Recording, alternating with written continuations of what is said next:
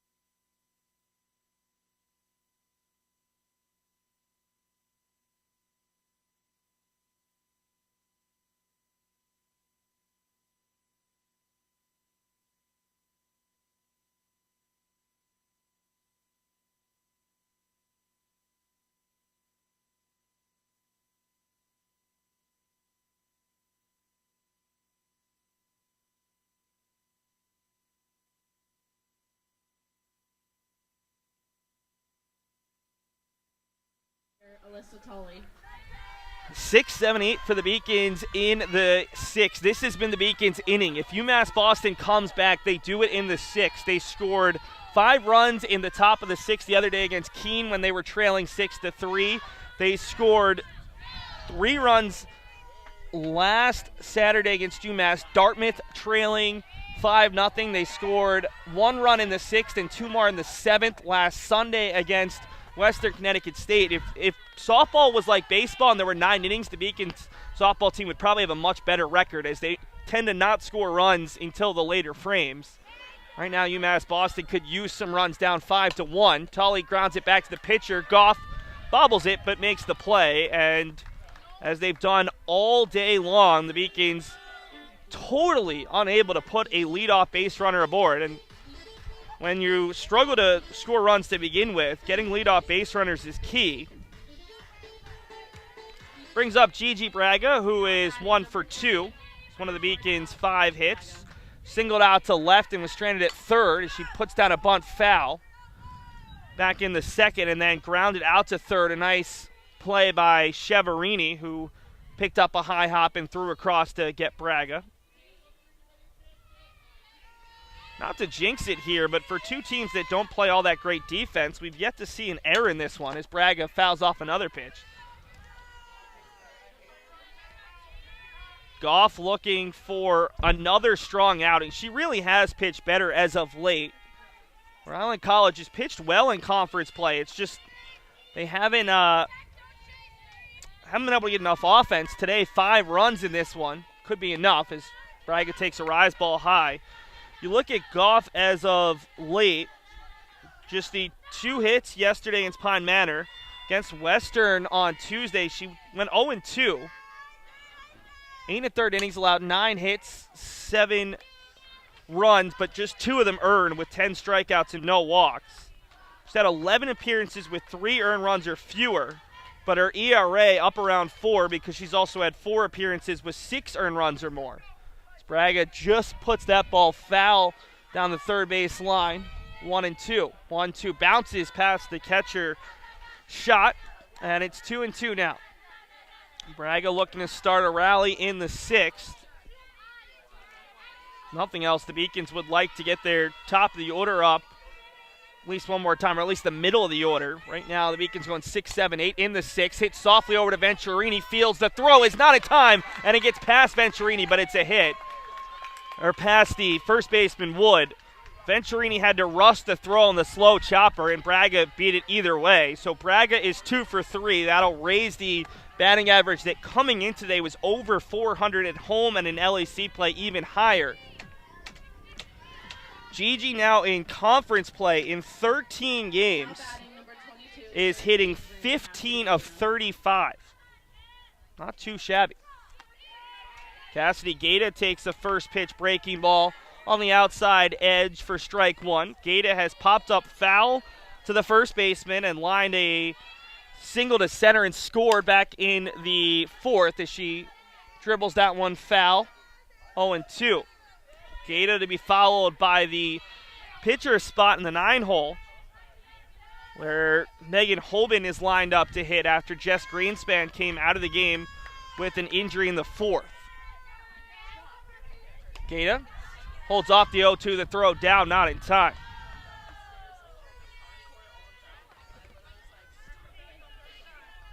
Goff looking to get through the sixth. They do have Erica Fleming available, who was the starting pitcher, but they pulled her before the game even started. Gaeta flares it foul down the right field line and well out of play. Cassidy hit a homer to dead center in Florida, but has not hit one since. She hit 200 in March, but has hit 256 in April. Takes it outside. Going 12 of 45 now in the month of April, but has struggled here at home. 6 for 28 coming into the day. 214 with just 4 RBI. 2-2, another flare down the right field line. Gaeta just making Goff work. Goff, just like Greenspan and Holben, has struggled with the strikeouts. Goff has yet to record a strikeout in this game. Came in with 66 and just under 100 innings. 3-2 now. Goff has issued 3 free passes, but none since the third inning. The 3-2 to Gaeta. Another foul ball. And we'll do it again. Braga with good speed at first base, but she struggled to turn that into stolen bases. Just 2 for 5 on the season after stealing 8 bases a year ago in 9 attempts. Gaeta hits it over the left side, and that's going to be a seeing eye single just over the glove of Venturini, who wouldn't have had a play. The Beacons have 2 on with 1 out for Megan Holben.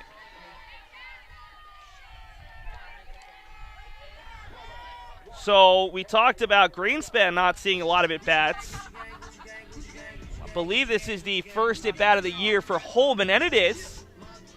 Hitting in the 9-hole, who had to come on for Greenspan, is not allowed to run in 2 innings of relief. Holben did have some at-bats as a freshman, and she does hit for her summer team, but still a pressure situation for the sophomore here with 1 out and the Beacons down by 4. First pitch to Meg is on the outside half with a fastball. Holben attended Bedford High School. For her career, this is her first collegiate at bat.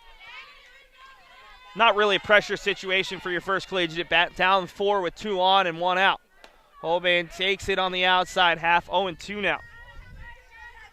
Greenspan, who had not had a bat as a sophomore, has 2 hits in 3 at-bats this season, including a single in the 4th inning. As Holben goes down swinging. First strikeout for Goff.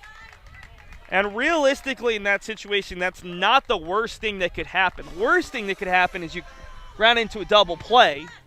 Brings up Ari Bilotta with 2 on and 2 outs. Bilotta has an RBI single today. Flared one off the fist into shallow right that bounced off the second baseman's head, allowing Gaeta to score. 2 on, 2 outs for Bilotta, who fouls off the first pitch.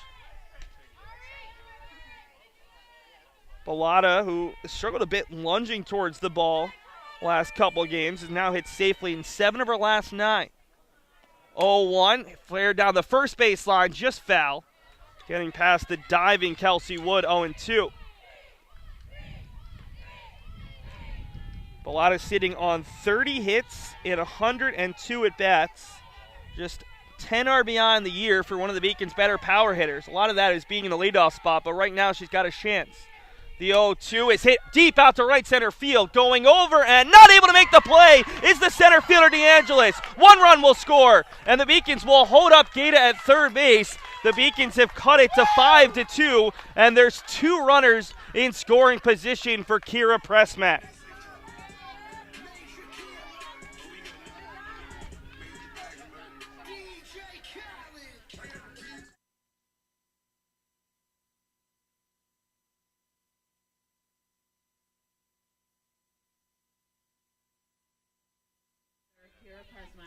Gata at third and Bilotta at second. Venturini grabs the grounder and Pressmack is retired. So the Beacons get 1 but leave 2 more runners on. The Beacons have now left 2 runners in 4 of the first 6 frames. They've left 9 in the game and they're down to their final 3 outs, trailing by 3.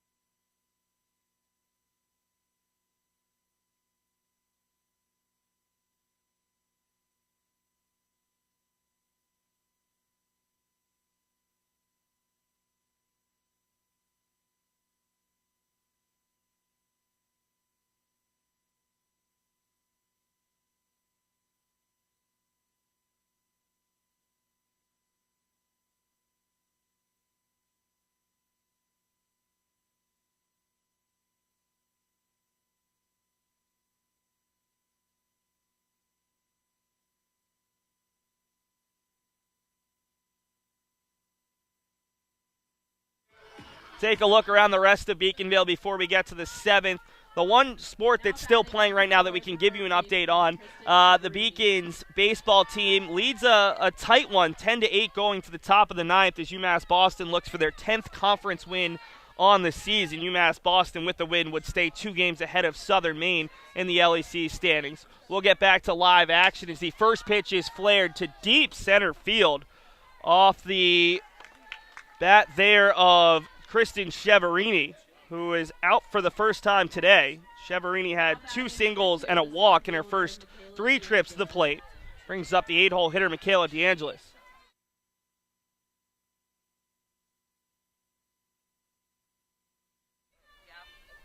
Michaela DeAngelis, the center fielder, is hit into a fielder's choice, walked and struck out looking. Megan Holman looking for a 3rd consecutive scoreless frame.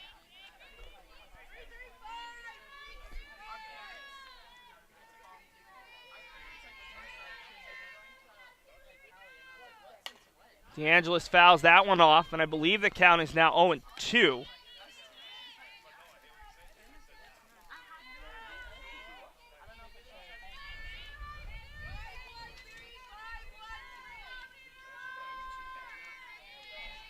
DeAngelis was a team MVP in both basketball and softball in high school. She had been in the middle of a little bit of a slump. 0 for her last 9 before Friday when she went 2 for 3. Overall, a 3 for 39 streak as she strikes out. Holman, who is not known as a strikeout pitcher, now has 4 Ks. That's her first strikeout swinging. Marissa Mattias steps to the plate. Mattias singled to right, an RBI single, reached on a fielder's choice in the 4th and scored and walked. Yet to be retired, puts down a bunt, foul down the first base line, 0-1. Beacons trail 5-2, but remember, guys, if we go back to the 4th inning when Rhode Island College struck for 3 runs on an RBI triple from Nicole Venturini. Venturini came in to score because the Beacons threw to first base rather than home on the next batter, Erica Flusky. That allowed an extra run to score. The deficit could be 4-2 instead of 5-2. Which is big when you consider the fact the Beacons will have 3, 4, 5 stepping to the plate in the bottom of the 7th. Count is 1-1 to Mattias, who had her 7th hit of the season, 8th career hit back in the 2nd inning. 2-1 now to the sophomore second baseman as Hoban looks to set the Anchorwomen down in order for the first time today. 2-1, hit out to center. Bonilla doesn't have to move much. Camps under it, makes the play. We head to the bottom of the 7th. The Beacons trail by 3. They need 3 to tie, 4 to walk off against Brianna Goff.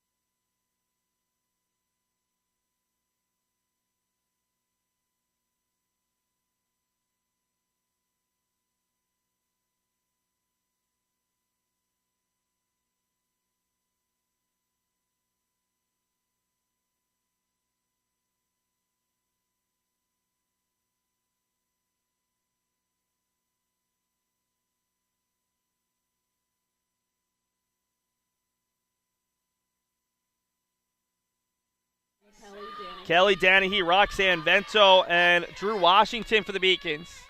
This has not been the greatest of game ones for UMass Boston. They saw their starting center fielder, junior co-captain Taylor Paulina, exit after the bottom of the 1st. Their starting pitcher, Jess Greenspan, was injured in the 4th.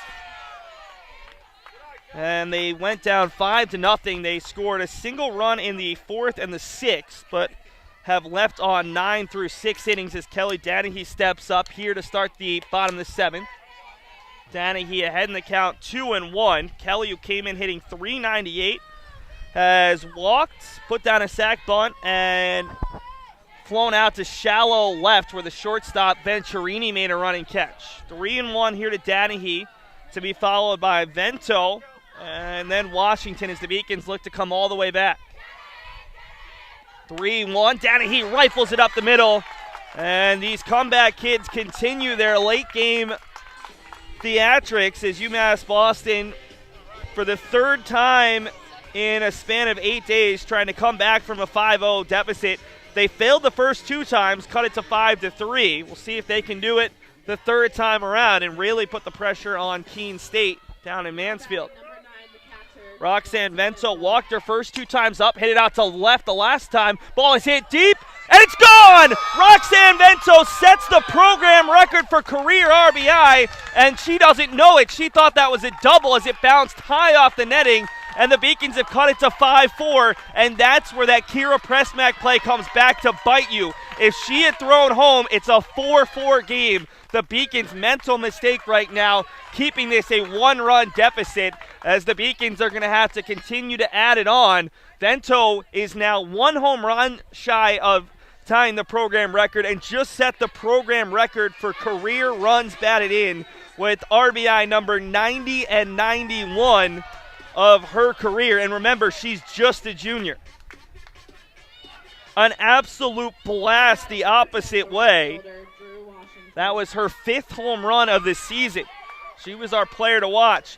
Can the Beacons manufacture another run? Maybe even 2. Let's find out now.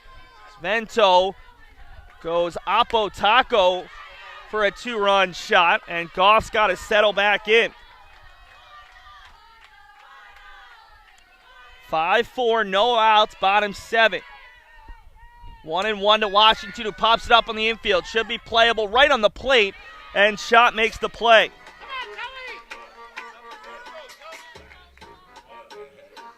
The Beacons lose this game. Got to think back to that play in the 4th inning when Venturini was tagging up at third, would not have scored because the Beacons got the next 2 runners on a ground out and a shallow fly ball, or actually reversed that, a shallow fly ball and a ground out. But now the Beacons need another. Tully behind the count, 0-1. She's grounded out to short, grounded out to third, and to the pitcher, make it the first baseman now. 3-U, and the Beacons are down to their final out for Gigi Braga.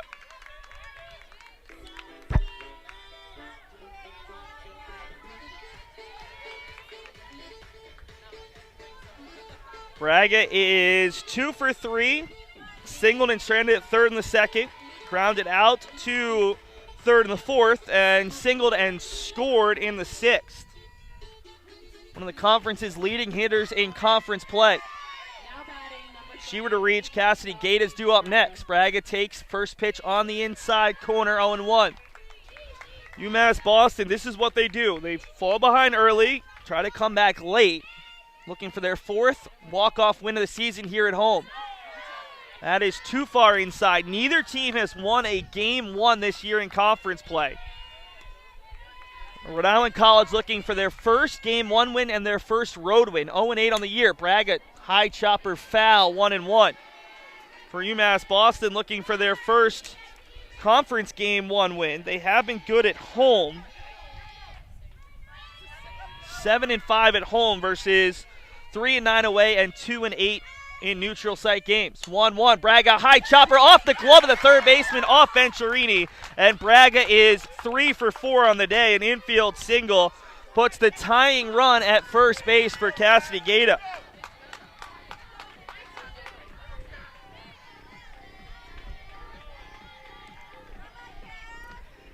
Gata popped up foul in her first at bat to the first baseman, singled to center and scored in the 4th, singled through the left side and was stranded at third in the 6th. Gata has the pop to end this game with one swing of the bat, but has only hit the 1 collegiate home run. 1-0 to Cassidy is outside, 2-0. The Beacons have a pinch hitter in the on-deck circle. If Gata were to reach, Tori DeCenso, one of their freshman first basemen, would hit for Holman. 2-0 to Gata, hits it out to right field. This should be playable for Flusky, and she makes the play. The Beacons fall a run short again, and UMass Boston will go down to the final game of the LEC season, needing a win and some help. UMass Boston, another comeback, but not quite enough as UMass Boston falls 5-4.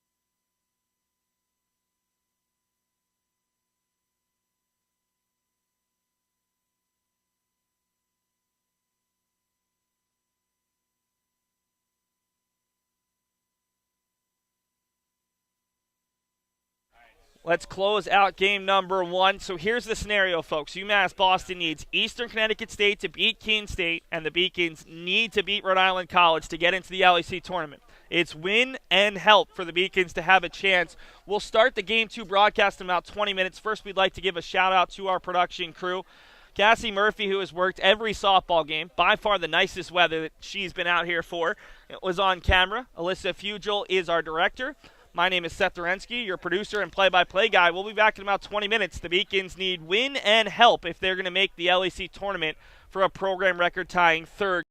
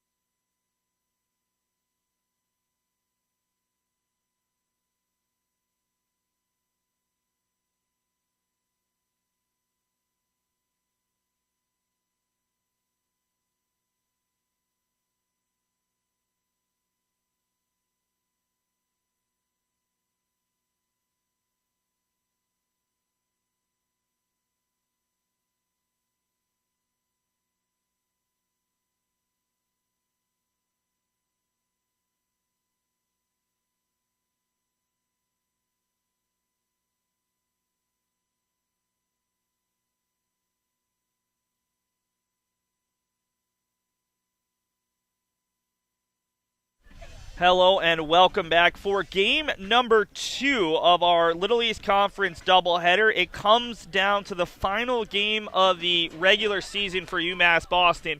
They need to win and help. Eastern Connecticut State currently leads Keene State 3-1 in game number 2, or at least they did the last time that we checked about 2 or 3 minutes ago in the third inning. The Beacons need Eastern to win that game 2, and they need to win this one. The Beacons fell 5-4 in game 1, fell behind 5-0. What else is new? They've done that 3 times in their last 4 LEC doubleheaders in game 1. But fell 5-4. The Beacons got a run in the 4th, a run in the 6th, a 2-run homer from Roxanne Vento in the 7th, but left the game-tying run at first base in the 7th. Jess Greenspan, who actually hurt her leg running down to first base after having an RBI single, is back in the circle for game number 2. Greenspan struggled in the first game. 4 innings, 4 hits, 5 runs, 5 earned. 2 walks and 2 strikeouts, but the reigning LEC Pitcher of the Year gets the start here in game number 2 because right now you're going to go with your ride or die, and Greenspan certainly has been that. Leads the conference in innings pitched by a wide margin. We're not sure who's going to pitch for Rhode Island College, as they do have Goff as the DP and Fleming as the pitcher/flex, but they did the same thing in game 1, and Goff went the full 7 innings, allowing 4 earned runs. Nicole Venturini, who had the big hit in game 1, a 3-run bases-clearing triple and a run scored that was the game-winning run for Rhode Island College in the 4th inning, steps in. Venturini in that game 1 was hit by a pitch, grounded out to short, hit a triple to center, and then flew out to left. Right now, Natalia Ardagna is having a conversation with our base umpire. That's Diane Weisbach, who's moved over to the bases, with Sherman Rotting behind the plate.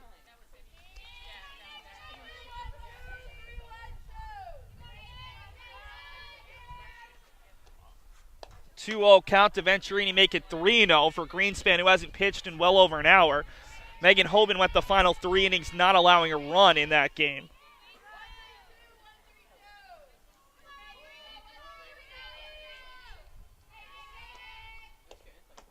And Greenspan issues a walk. That's her 3rd of the day. Now batting number 18, the right fielder,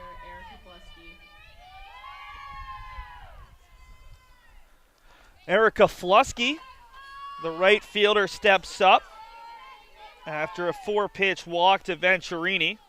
Flusky had 2 singles, a flyout to left, and a strikeout in game 1, including an RBI single to plate, the 5th run in what at that point was a 5-0 game in the 4th. Venturini over at first base has stolen 10 bases now in 11 attempts. Stole a base game 1, inning number 1. Bilotta fields the throw across in time, and that'll go as a 5-4 sac bunt. And taking a face-first fall down the first baseline is Flusky, who nosedived into the dirt after being thrown out. So this has been a repeated pattern for Rhode Island College today. Get a leadoff base runner on, put down a sac bunt, try to generate a run. Emma Simmons steps up. Simmons flew out to right, put down a sac bunt, flew out to center. 0 for 3 in game 1 with 3 flyouts.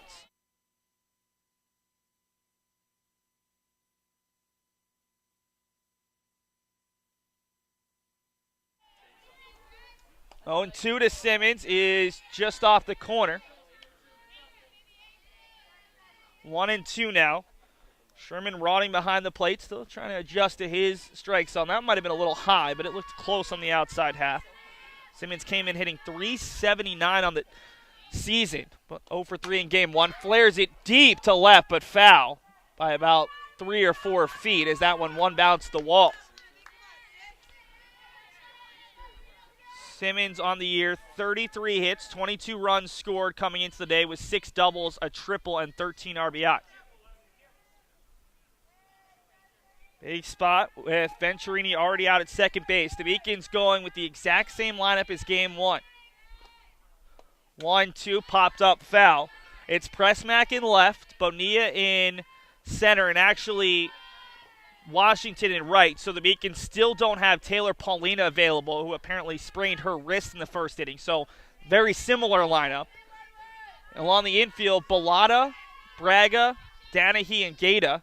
1-2 is up and in, 2-2. Vento, who set the program record for career RBI with a 2-run homer the opposite way and left. The first home run this season for a Beacon here at the UMB softball field behind the plate. And Jess Greenspan, the sophomore in Rocky Hill, Connecticut, gets the start. 2-2 to Simmons is flared up the middle. This is going to get down. Bonilla takes it on a couple hops. They're going to send Venturini. The throw is up line, and it's going to be a run-scoring single for Simmons, and that's where you really miss the strong arm of Paulina. That was a decent throw from Bonilla, but it was up the line, and it wasn't there quite in time, allowing the Anchorwomen to take an early 1-0 lead.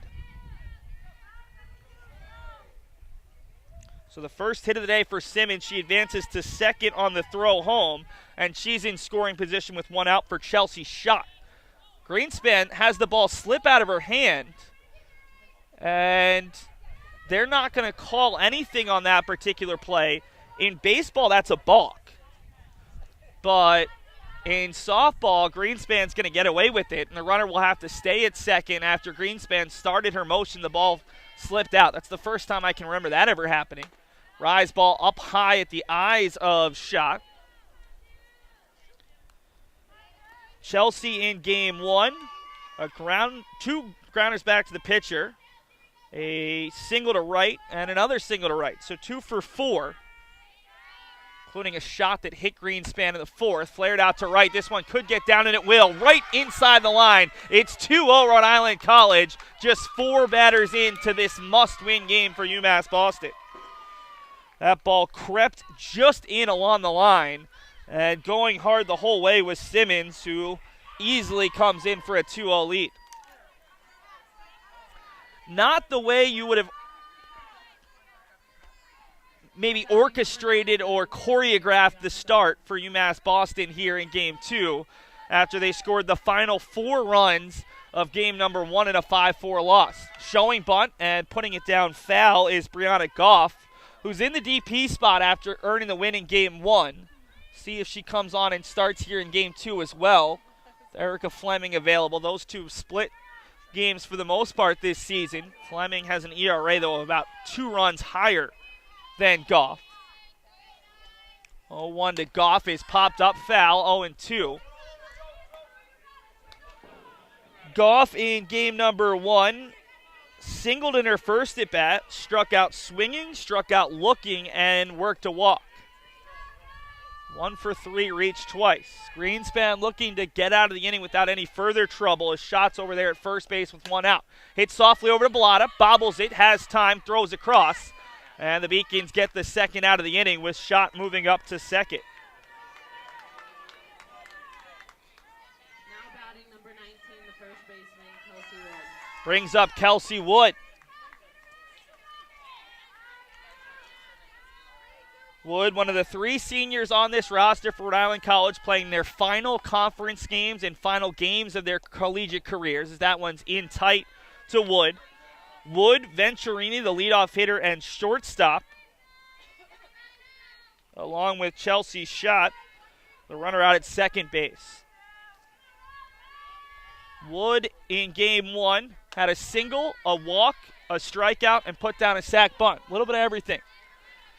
She's ahead in the count, 2-0. 2 runs already in on a walk and a pair of RBI singles. Takes it off the corner, 3-0 here. This is a situation where you don't want to give Wood anything too good. The team leader in RBI coming into the day with 26 is Kristen Cheverini, who awaits on deck. Is hitting quite a bit lower in terms of batting average. On the inside half, 3-1 now. Same lineup for Rhode Island College, and why not? They've won 3 in a row and now 10 on the season. It's their first road win of the season and first game 1 win in conference play this year. Their only other win came in game 2 on senior day at home against UMass Dartmouth. Fouled off, and we're back to a 3-2 count now. UMass Boston 0-7 in game ones, 4-2 in game twos. They desperately need this game two victory to have a chance at making the LEC tournament.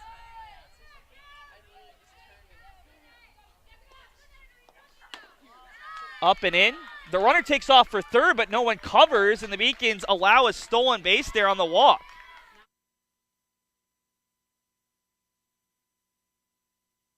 So UMass Boston caught sleeping there. Shot credit with the stolen base. Wood at first. Runners at the corners for Kristen Cheverini.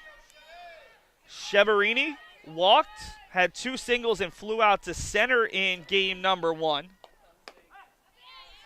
2 for 3 in that contest. Bad news for the Beacons. Keene State scratched across a run in the 4th. It's now 3-2 in the bottom of the 4th, with Eastern having a runner at third with 1 out. 0-1, hit out to left center. High pop. Bonilla is underneath it, and Rhode Island College strands 2. But not before they score 2 runs on 2 hits and a walk. And UMass Boston, another early hole. It's 2-0 after half an inning.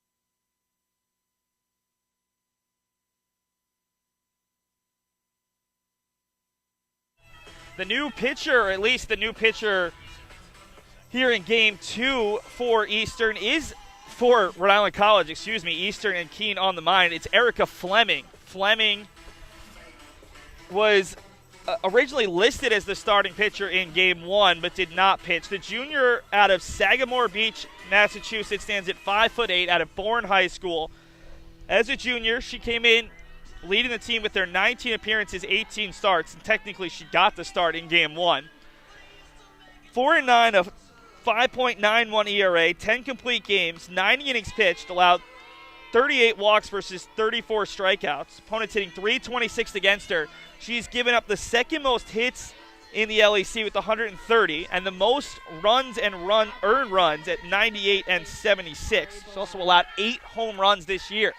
Ari Bilotta, leadoff hitter here in game 2, chops it softly over to Venturini. The throw, it bounces past the first baseman, and Bilotta takes off for second. In game number 1, Venturini looked really good, and I had mentioned it before the game, 15 errors. She came in with a fielding percentage at .865, one of the worst in the conference, but she didn't make a bad play. Neither team made an error. Well, that's a costly one there. The Beacons open with a base runner at second base after the E6 on Venturini. Kira Pressmack steps up, shows bunt, pulls it back on the rise ball.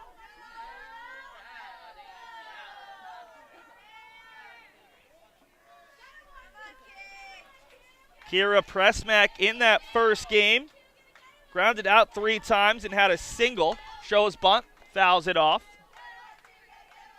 Beacons going with a very similar lineup to what they did in game number 1. Top 4 hitters will stay the same. It'll be Bilotta, Pressmack, Danahy, Vento. Alyssa Tully moves up to the 5 hole. Cassidy Gaeta up to 6.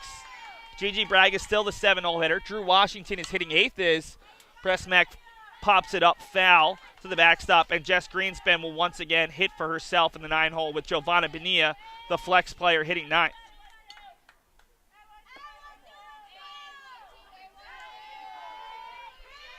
Bilotta out there at second base after the throwing error from Venturini. 0-2 is swung on and missed. The first strikeout of the day for Erica Fleming. Now batting number 8. And there's one out for Kelly Danahy. Danahy came in second in the conference, hitting at .398. And in game number 1, she walked, put down a sac bunt, flew out to shallow left, and then singled to center and scored in the 7th. So 1 for 2 in game number 1. Batting average should be right around 400 now, not a tick or two north of 400. With Roxanne Vento waiting on deck, all she did was hit an Oppo home run in her last at-bat of game number 1 in the 7th to cut the deficit to 5-4. Beacons trail 2-0 after a 2-run top of the first.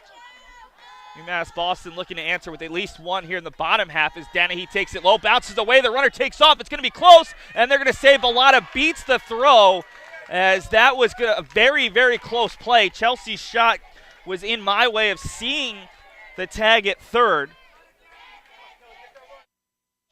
And the Beacons move Bilotta up to third on an error and a wild pitch.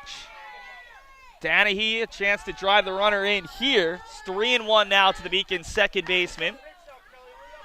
Danahy has 12 RBI on the season, including 7 doubles, 2 triples, and a team-high 40 hits. 3-1, takes it high, works the walk. Her second of the day, and there are 2 on for Vento. The Beacons' program record for career runs batted in with 91. That 2-run homer, her first of the season here at home, her 5th on the year overall, gave the Beacons their first home run of the year here at the UMB softball field.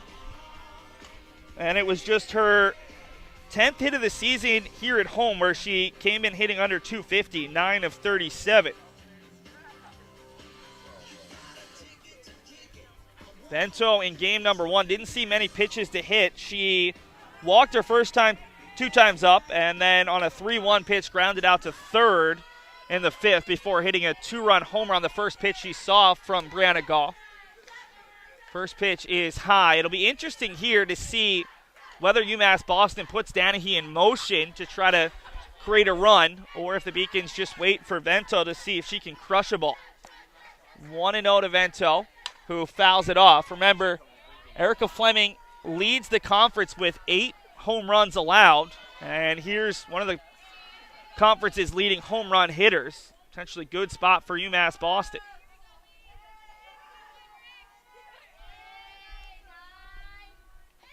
Bounces up there, runner takes off, and Danahy's now going to head back towards first as Danahy will get back into first base. It's going to be a close play, and Bilotta is safe. Now Danahy takes off for second, and the Beacons' little squeeze play will end up with a runner at second base as Danahy eventually steals second. Beacons were looking to score the run. It's 2-1 now with 2 runners in scoring position for Vento after a rather strange play results in a stolen base for Danahy. 2-1 offering, bounces up there. Danahy was taking off, but it was kind of the fake takeoff where you're trying to draw the throw on the previous pitch that could have resulted in a wild pitch. 3-1 with first base open. 3-1 is on the outside half of the breaking ball. 3-2. Alyssa Tully waits on deck. Junior DP would love a chance here with runners in scoring position. 3-2 is low, and the bases are full of Beacons here in the bottom of the first inning.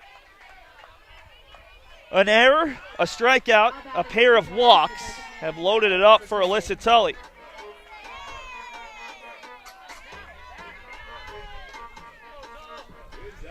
Tully, the junior out of Lowell, grounded out 4 times in the first game to everyone but the second baseman, but she hits it deep to left here. Going back and making the play is Simmons, and the Beacons are going to try to get 2 runners to move up. They're going to say both runners advance, and now Vento trailing the play advances as well as they held the tag on Danahy for a while. That almost was disastrous. If they had ruled Danahy was out there, they might not have given the Beacons the run on the sacrifice fly.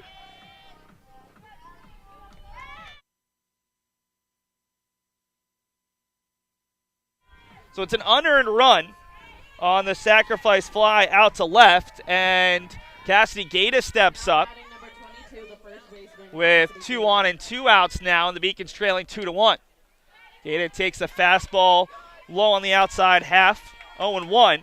Gaeta popped up foul in the second of game 1, had 2 singles and a run scored before flying out to right to end the game. Chops it foul, and she's quickly behind 0-2. She was really disappointed after flying out. The Beacons having the game-tying run on first. Hit it hard, but not deep enough.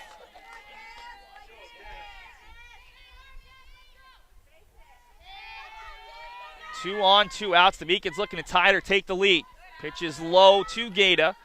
First base is open right now with Gigi Braga waiting on deck. The Beacons still looking for their first hit of the game against Erica Fleming. Gaeta flares it foul down the right field line. No chance for that one to touch down in fair territory. UMass Boston has reached on an error, 2 walks, and then the sacrifice fly from Tully was hit deep enough to advance all 3 runners. The 1-2 to Gaeta is just off the corner and low, 2-2. Beacons with good speed at third, decent speed at second. Gaeta not the fleetest of foot on a potential ball in the infield. 2-2 coming from Fleming, and it's hit hard out to right. That's going to score 1 run, if not 2. Vento's going to round. The throw from the right fielder is a good one, but it's not in time. Cut off, and Cassidy Gaeta, her 3rd hit of the day, has given the Beacons their first lead of the day. It's 3-2 UMass Boston here in the bottom of the first inning. It was roped down the right field line. A strong throw from Flusky, but cut off by the first baseman Wood. And the Beacons, just like that, their first hit of the day, makes it a 3-2 game. So important for UMass Boston that Vento tagged up, and when she recognized they were still holding the tag on Danahy at third base, advanced to second. Obviously, she wasn't going to score on that play if she had been at first. Braga showing bunt, pops it up foul, and it's 0-2 to the Beacons sophomore shortstop. What did Gigi Braga do in game number 1? Well, she just bumped up one of the conference's leading batting averages in conference play by going 3 for 4 with a run scored. Takes that one, and it bounces past the catcher. Gaeta will move up to second on the wild pitch. Braga singled to left, grounded out to third, singled past the shortstop, and singled a high hopper over the third baseman. Gaeta in scoring position now with 2 down for Braga. The Beacons look to add to their lead.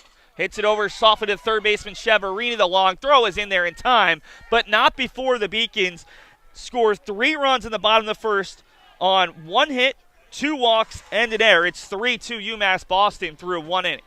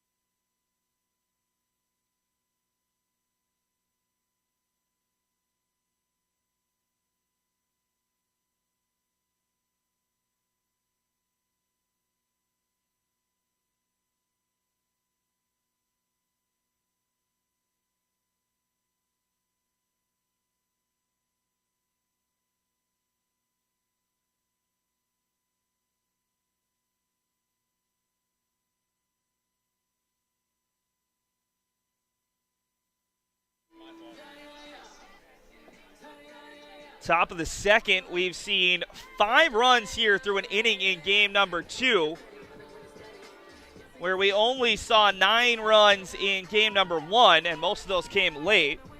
Jess Greenspan's ready. We're just not ready on the Rhode Island College side, I believe, as their third base coach and head coach, Now batting number 2, the center fielder.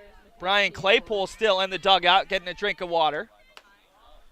First pitch, rise ball is high and wide to Michaela DeAngelis, the center fielder who hits 8th, followed by Marissa Mattias in the top of the order for the Anchorwomen, who scored 2 runs on 2 hits and left 2 aboard in the first.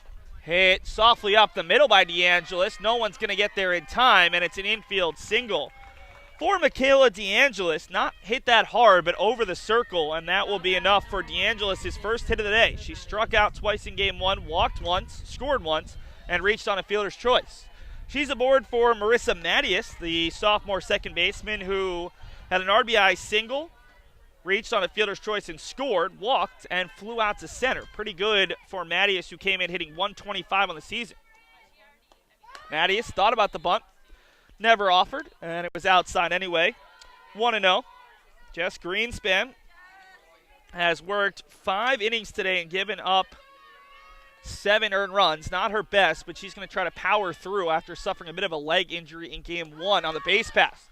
Mattias offered this time around 1-1. Beacons do have Megan Hoban available. Hoban pitched very well in relief of Greenspan over the final 3 innings. Did not allow a run and struck out 4, along with 3 walks. That's really been Hoban's bugaboo this season, along with the entire Beacons pitching staff. 1-1 is low. 2-1 now to the 9-hole hitter.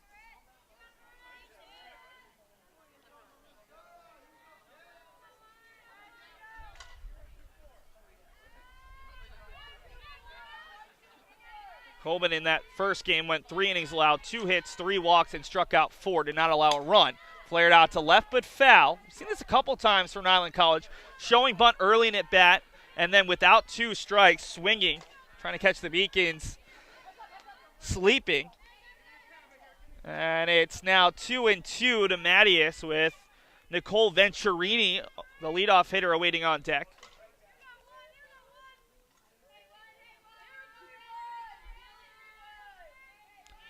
Rhode Island College 10-19, winners of 3 in a row all this weekend.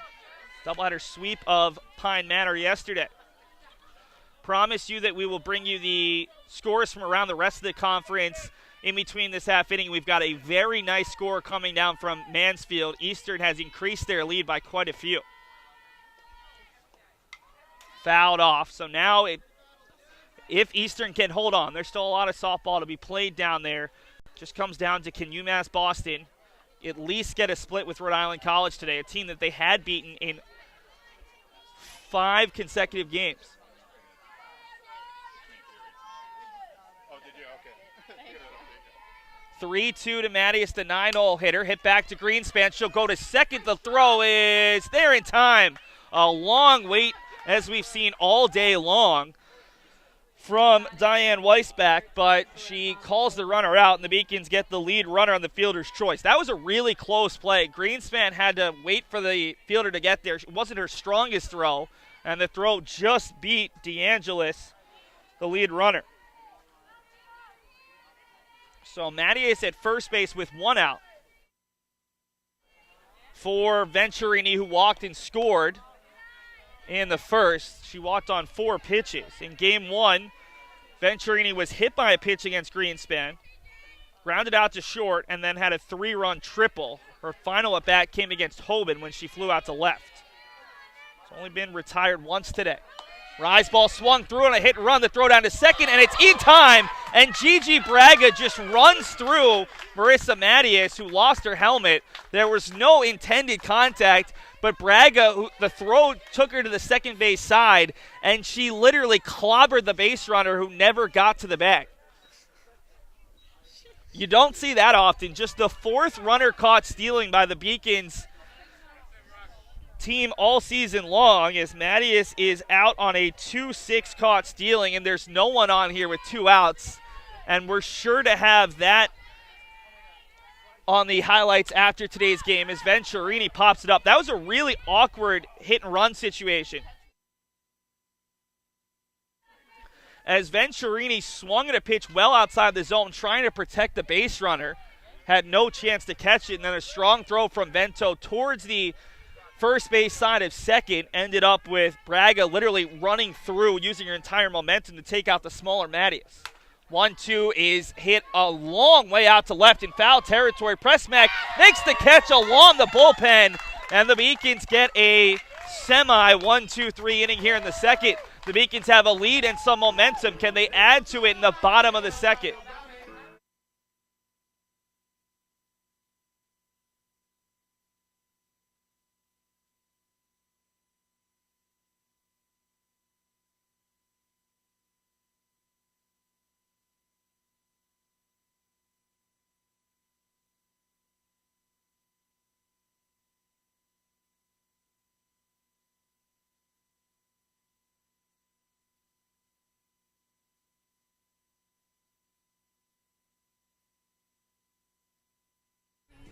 Take a look around the rest of the conference. Great news if you're a Beacon fan from Mansfield, Connecticut. EastCon has stretched their lead to 6-2 in the top of the fifth. The Owls have a leadoff base runner on base with no outs, but that is huge. The Beacons need Eastern to win, and they need to win this game. So right now, UMass Boston only leading by a little bit here in the second, but they do currently have what they need to get in. Southern Maine leads UMass Dartmouth in game 2, and WestCon looks like they're in line for a split with Plymouth State. Looking a little bit further, Plymouth State will be the 1 seed. Eastern, if they sweep, will be the 2 seed. Southern Maine lost game 1. Western also lost game 1. If those two teams both split, they will finish tied at 8-5. One will be the 3 seed, one will be the 4 seed, with Dartmouth finishing 5th, and either Keene State or UMass Boston slotting in as the 6th and final team. Drew Washington, the Beacons' freshman outfielder/pitcher, leads off the second. Freshman out of Bordentown, New Jersey, came on defensively when Taylor Paulina was injured, takes it for a strike, a ball that literally bounced up there. That's the pitch that may have been in the zone at one point,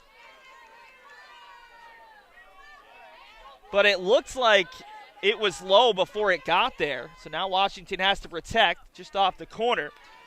Washington, in her 3 at-bats, grounded out to short to end the 3rd, flew out to center to end the 5th, and then popped up to the catcher in the 7th. Looking for her first hit since April the 7th, chops it foul, and we'll do it again.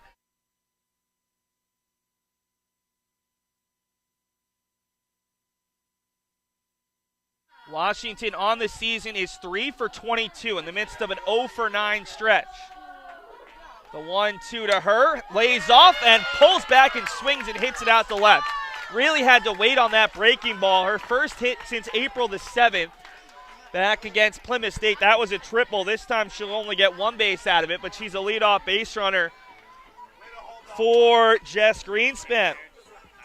And that means that Greenspan, who has 2 hits and 3 at-bats as a sophomore, could be bunting here for UMass Boston, as the Beacons have used Greenspan in the lineup for the 2nd straight game. Pulls the bunt back on the rise ball. 1-0. Greenspan had her first collegiate hit in her 9th collegiate at-bat the other day against Keene State, then had a single and 2 at-bats in game 1 before being pulled for an injury. Hard swing, fouls it off, 1-1.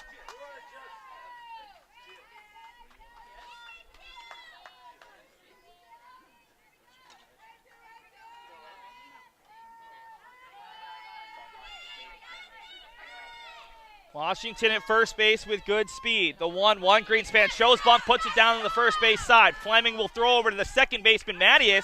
Throw down to second is not in time, and the Beacons get the sac bunt on a 1-4 as Greenspan gets the job done, helping herself, with Washington now at second with 1 out. Ari Bilotta steps to the plate. Bilotta reached on an error and scored back in the first inning. Bat number 13. Came in on a sacrifice fly from Alyssa Tully. The big hit was Cassidy Gata's 2-out RBI single. Bilotta not happy with herself, took a pitch on the outside half that she thought she could have crushed. Came out of the glove of Shot, but it's a strike nonetheless, 0-1. More good news from Mansfield. Keene goes down without a run in the sixth. It's now bottom sixth at Eastern Connecticut State with Keene trailing 6-2. UMass Boston getting more help from Eastern Connecticut, but they've got to help themselves here, trailing just 3-2 in bottom of the second. 1-1 to Bilotta. Lunges, fouls it off. 1-2 now. Bilotta in game number 1 had 2 RBIs, 2 hits, 2 for 4 with a single, a double, and a stolen base. All out of the leadoff spot. 1-2 to Ari is fouled off once again. Caught lunging at a pitch on the outside half.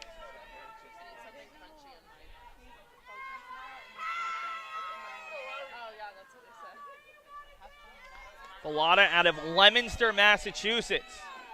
Beacon sophomore third baseman has to jump out of the way of that one. 2-2 now. Kira Pressmack, the Beacon's left fielder, awaits on deck. She struck out in the first inning against Fleming, who did not pitch in game 1. 2-2, right back to the pitcher. Washington will take third. It's a low throw, but making the catch is Wood for the second out of the inning. So Washington single to left, moved to second on a sac bunt, to third on the ground out by Bilotta. And she is out there at third base for Kira Pressmack, who was the lone strikeout victim thus far for Fleming. Not much of a strikeout pitcher. Just 34 strikeouts in 91 2/3 innings. 1-0 to Pressmack.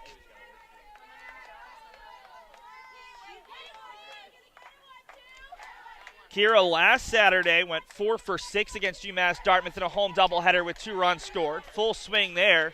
Looked a little half-hearted as she wasn't able to make contact. 1-1 with 2 down. Infield is in, especially at first and third for the lefty slapper. 1-1, chops it. This is going to be a tough play. Washington will score. It's an infield single, and the slow chopper into no man's land scores a run. It's 4-2 Beacons. UMass Boston has responded to 2 runs in the top of the first with 3 in the bottom of the first, 1 more here in the second. And they have a runner at first for Kelly Danahy. Danahy walked, stole second, and scored in the first. Danahy takes the first pitch off the corner. 1-0. Danahy has walked twice and singled. Officially 1 of 2 on the day. Kelly has now walked 5 times on the season. Runner takes off for second. There's no one there. Pressmack will take third on a potential throwing error. And the Beacons have a runner at third with 2 down for a second consecutive batter. There'll be another steal for the Beacons. Pressmack picks up her 4th steal in 4 attempts. And now she moves to third on the throwing error. Already 2 errors by the Anchorwomen as Danahy flares it to shallow left. Venturini is back and makes the play. So the Beacons get 1 but strain another runner at third. We head to the third. It's UMass Boston 4, Rhode Island College 2.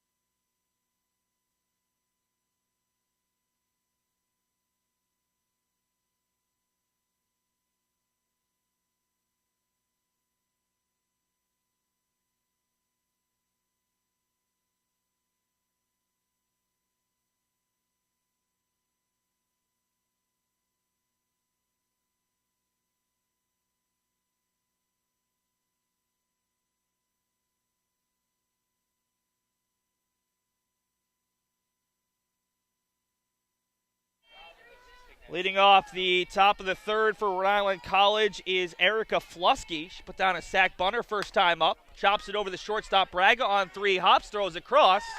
And the Beacons continue to play very strong defense behind Greenspan.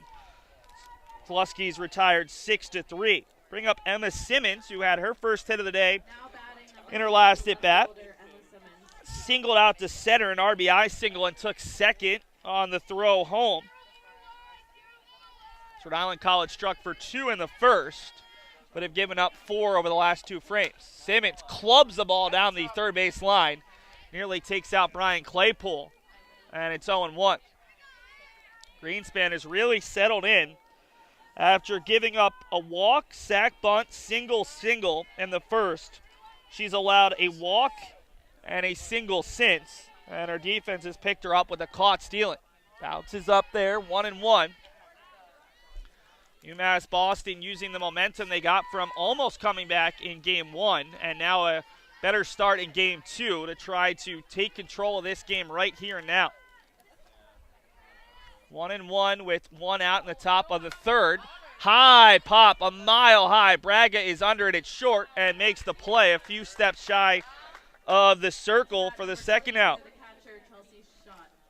Brings up the cleanup hitter, Shot. The catcher, who had an RBI single down the right field line, stole third and was stranded there back in the first. Chelsea, one of the 3 seniors on this team, alongside Venturini and Kelsey Wood. Takes a rise ball high, 1-0. Those 3 seniors looking to close out their career on a winning streak. They've really struggled the last couple years. This Rick senior class will be the first senior class to not make the LEC tournament in program history. They made it each of their first 17 seasons, but this will be their 4th straight year without making it to the LEC tournament. One of the better programs all time in the LEC. They have 4 tournament titles, which is tied for 3rd, and 32 LEC tournament wins, which is 3rd overall. Hit out to right, but foul. 2-1 now. To Chelsea Shot. Shot, one of the 2 3-year seniors on this year's team. Attended Mercy College, a D2 team, for 1 season.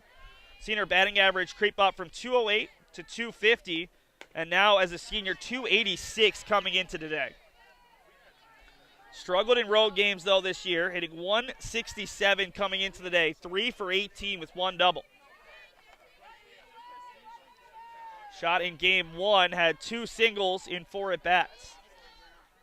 3-1 to her. Check swing. Did she go?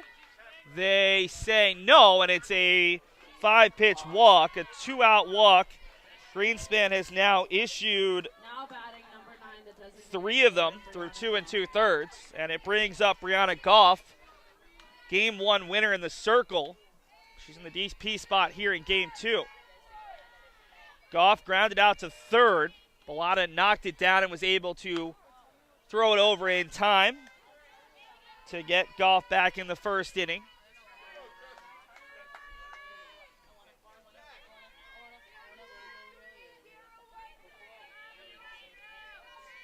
Goff will be back next year, at least we presume, as she flares one out to left. Diving effort from Braga, couldn't quite get there. Back-to-back base runners with 2 down. So really good effort from Gigi Braga, just missed. And there's 2 on with 2 outs for Kelsey Wood, the team's leader in runs batted in.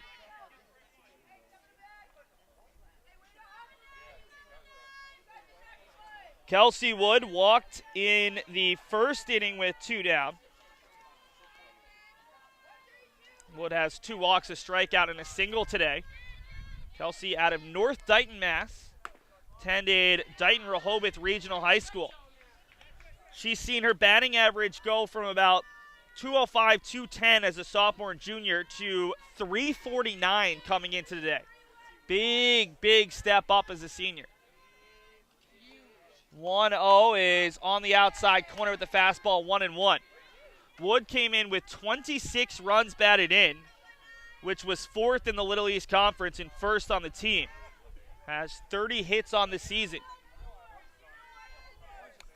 1-1 with 2 on and 2 outs. The Beacons lead 4-2 in the third. Breaking ball underneath the hands, 1 and 2. Greenspan looking to get out of a jam. Jess has no strikeouts here in game 2 after striking out 2 batters in the first 4 innings of game 1 before being pulled.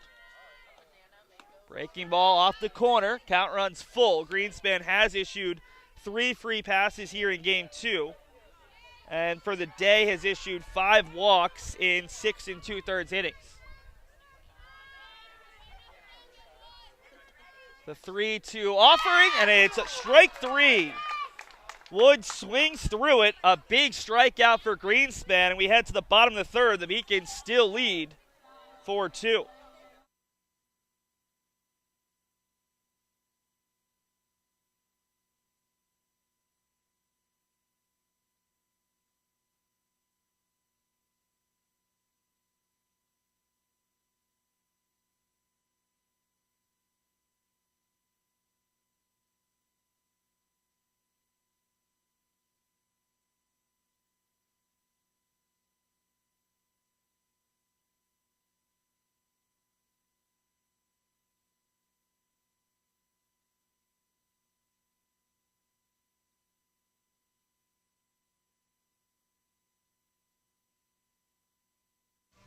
We'll take a look around Beaconville really quickly. UMass Boston baseball looking for their program record, tying 11th Little East Conference win.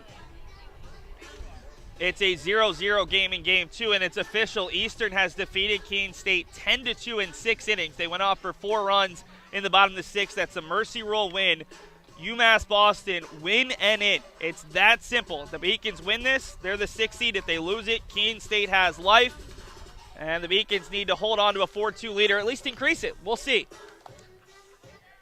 UMass Boston has the momentum right now. They scored 2 in the first. 3 in the first, and another run in the 3rd. It'll be, I'm all over the place here in my book. They scored 3 in the first, 1 in the 2nd.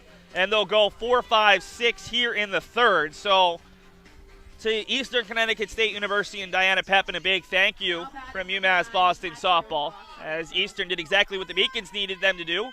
Win and then win again. The Beacons weren't able to take advantage in game 1, falling 5-4. All comes down to this for the Beacons. Pick up a 5th conference victory. They hold the tiebreaker over the Owls. Breaking ball is high, 2-0 to Vento, who walked and scored in the 1st inning. Came in on a 2-run single from Cassidy Gata. 2-0 to Vento, hit right back up the middle through the wickets of Fleming, who probably a bit fortunate that didn't hit her, as that would have hurt on the scalding grounder. And it's Alyssa Tully who hit a ball to deep left center field for a sac fly back in the 1st inning to cut the deficit to 2-1 at that point. See what the Beacons do here with Tully with no outs and a runner on first. Not showing bunt. High rise ball, and Vento's back in time. Vento does have 3 stolen bases. Pretty good for a catcher.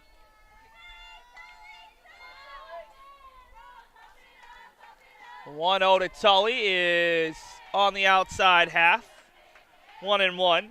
Tully in game 1 grounded out to short, grounded out to 3rd, grounded back to the pitcher, and grounded out to first base. The only player who didn't see the ball was Marissa Mattias. Showing bunt, puts it down, and it's going to be in fair territory. Only play is the first. Shot throws her out, and now Vento's off the bag to throw back, and Vento is somehow in time. That could have been disastrous for the Beacons, a near double play. So it's a sac bunt. And the Beacons have a runner at 2nd with 1 out as Vento nearly caught off. She was 5 or 6 feet off second base, but the throw took the shortstop away from the bag, and Vento got back in time. It's Cassidy Gata, who might be the Beacons' hottest hitter right now. All Gata has done today is go 3 for 5 with 3 singles, a run scored, 2 RBI, and has hit the ball hard every time. Right now, Brian Claypool is going to have a conversation with his entire infield. don't really want to pitch and give Gata anything good to hit. She's looked really good the last week or so. We're going to take a brief audio break, and we'll be back here on the Beacons Broadcast Network.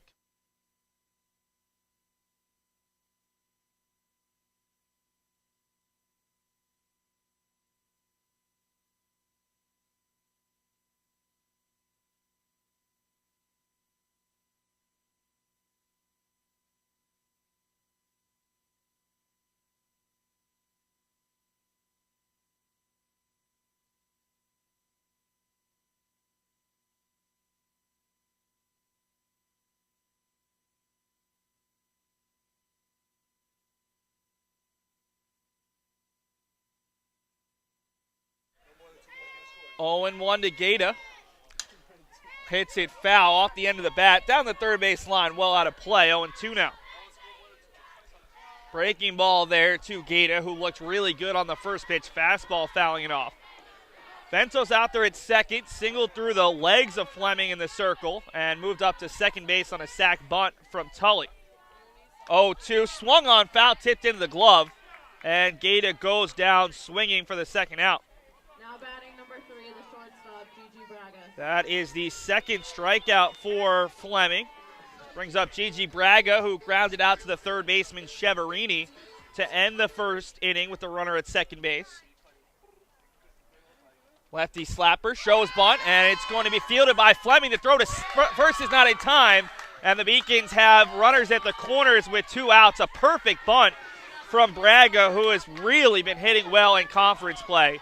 She came in hitting over 400 and now has 4 hits in 6 at-bats.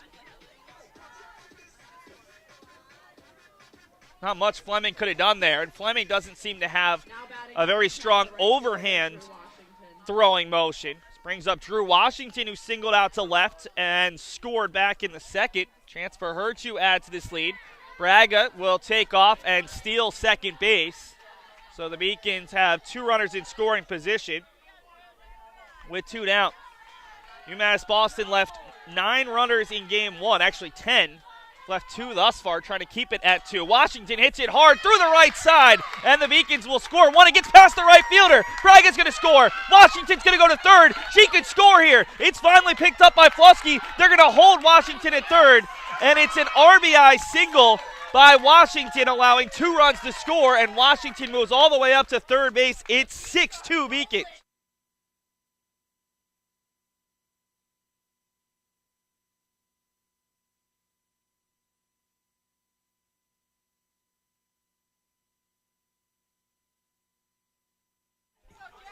So 6-2, and the Beacons have a runner at third.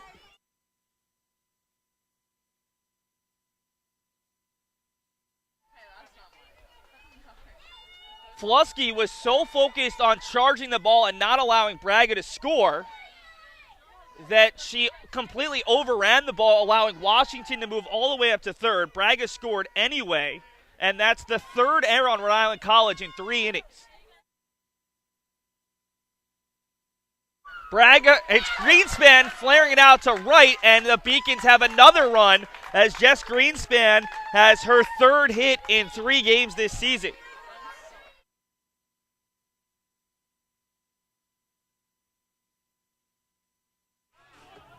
UMass Boston makes it 7-2 on the RBI single to right field by Jess Greenspan. Now batting number 13, the third baseman, Ari Bilotta.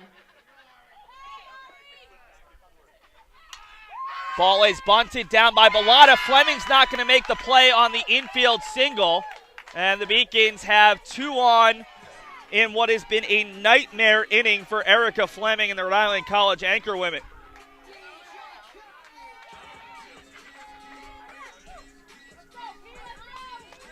So 2 on for Pressmack, who struck out swinging and then had an RBI single to the third baseman on a perfect bunt.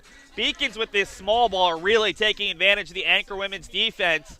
And every one of the Beacons lineup is hit thus far. Bilotta just picked up her first hit, but she's reached twice. Pressmack has a hit. Danahy has a walk and a run scored. Vento has a hit.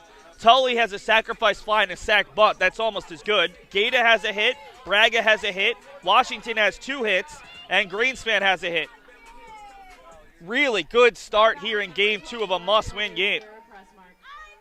Kira Pressmack steps up with 2 on and 2 outs. The Beacons have already brought 3 runs in this inning. All on singles popped up, and shot is going to make the play. A great effort right in front of us, right up next to the press tent to end the inning, but not before UMass Boston scores 3 runs in the inning, all on singles. The Beacons come up with 4 consecutive hits with 2 down, and they make it a 7-2 game and a must-win game for the Beacons. Right now, UMass Boston looking very good to earn that 6th and final spot in the LEC tournament.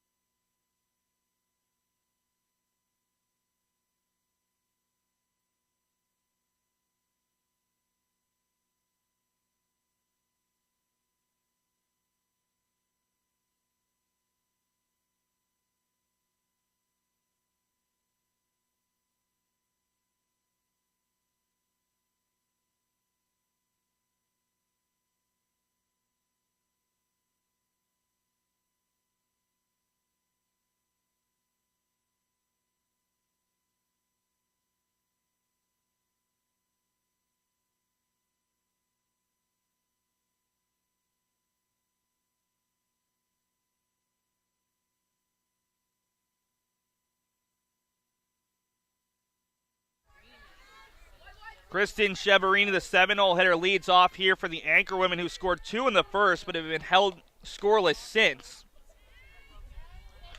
Rhode Island College left 2 on in the first inning, 2 more on in the third inning. Cheverini flew out to center to end the first. 1-0 to the third baseman, takes it on the inside half, 1-1.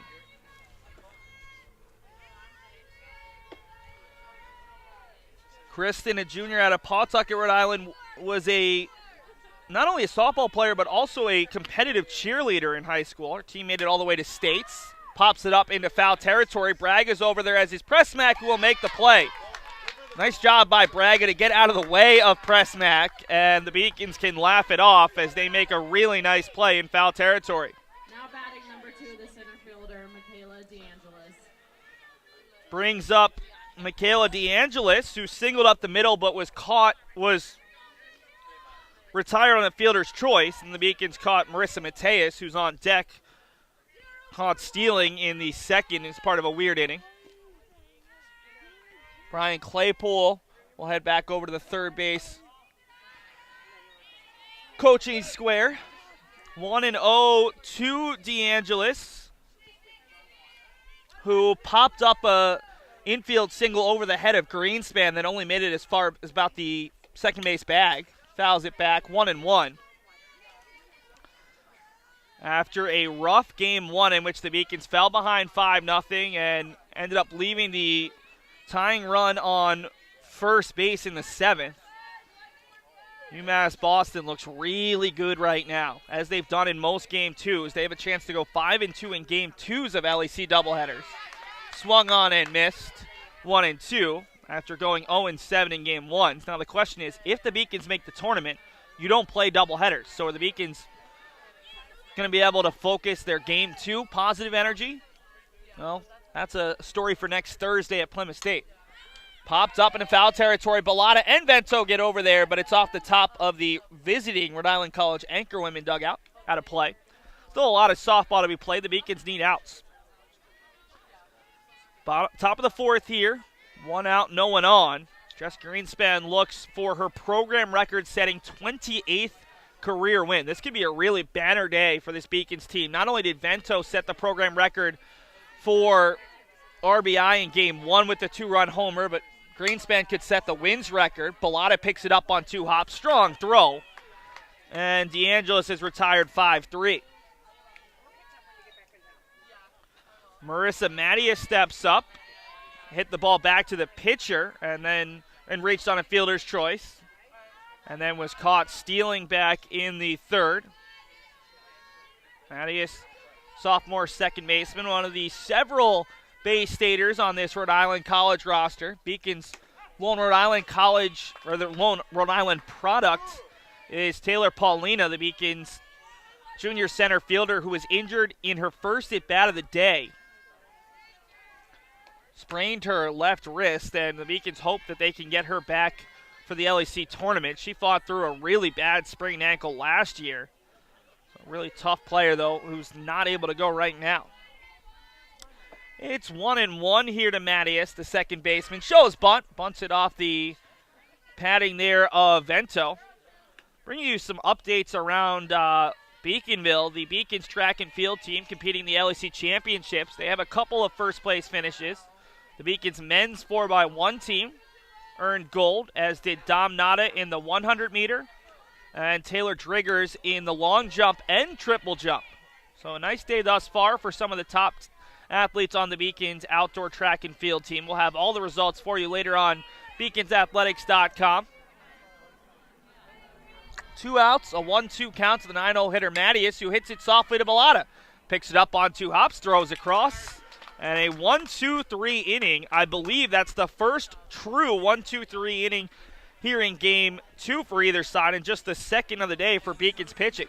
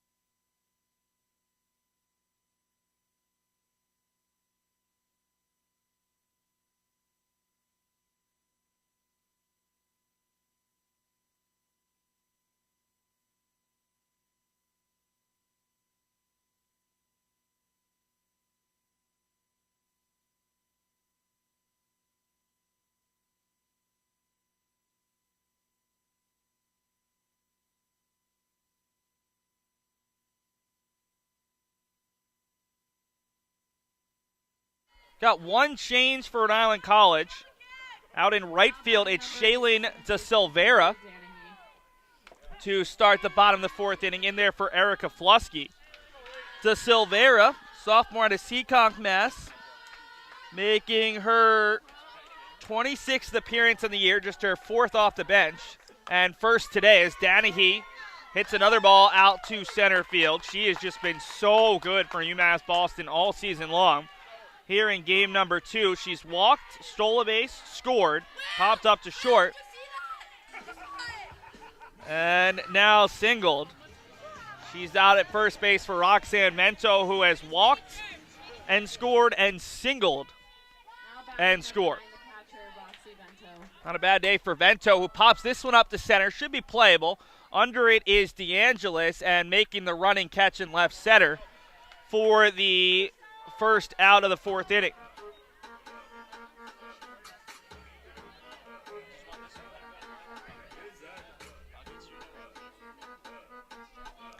So Silveira will hit in Erica Flusky's spot. So the sophomore in for the freshman. Just trying to get a bench player a little bit of time here. So Silveira started 21 games, so not a true bench player, but trying to get her some reps in this final game of the season. Either way, Rhode Island College was eliminated before today's contest. Alyssa Tully looking for her first official at-bat. She's had a sacrifice fly and a sac bunt. Swings and misses at the rise ball that was well out of the zone. And the track and field champions keep coming. UMass Boston had Virgil Harris and Waddle and Jonathas just pick up some some titles as Tully swings the pitch out of the zone. 1-2 now. So a nice way of doing it from Fleming. She had one at the eyes of Tully, followed by a pitch that dropped to her feet. Jonathan, the All-American stud athlete for UMass Boston women's track and field, won the women's 100 and 400. Virgil Harrell, a freshman on the Beacons men's track and field team, won the 400 hurdles at the LEC championship meet. 1-2 with the runner on first. And one down. The Beacons lead by 5 here in the fourth. Inside, 2-2. UMass Boston has scored at least one run in every inning. 3 in the first, 1 in the second, 3 more in the third, looking to add to their total. Eastern has already done their job sweeping Keene State. Bounces up there and pass shot. Dennehy will advance on the wild pitch.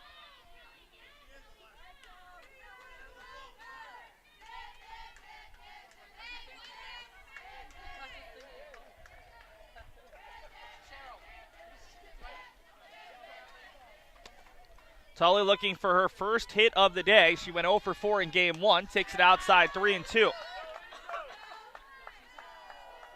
If the Beacons could add, as that was actually ball 4. Scoreboard was off by a ball. 2 on now for Cassidy Gata. If UMass Boston can stretch this lead to 10 here in the fourth, then they could finish it in 5. They would need to get 3 more runs here in the fourth inning, but Beacon's not all that far away as Gata takes the first pitch, pops it up in the infield. Easy play for Wood, and there's quickly 2 outs, so the chance of a multi-run inning becomes a little less likely. Gigi Braga steps up. What has Braga done? Well, just continue to pick away at opposing pitching. 4 singles on the day in 6 at-bats, including a stolen base and a run scored here in Game 2. Looking for her 5th hit of the doubleheader and potentially first RBI.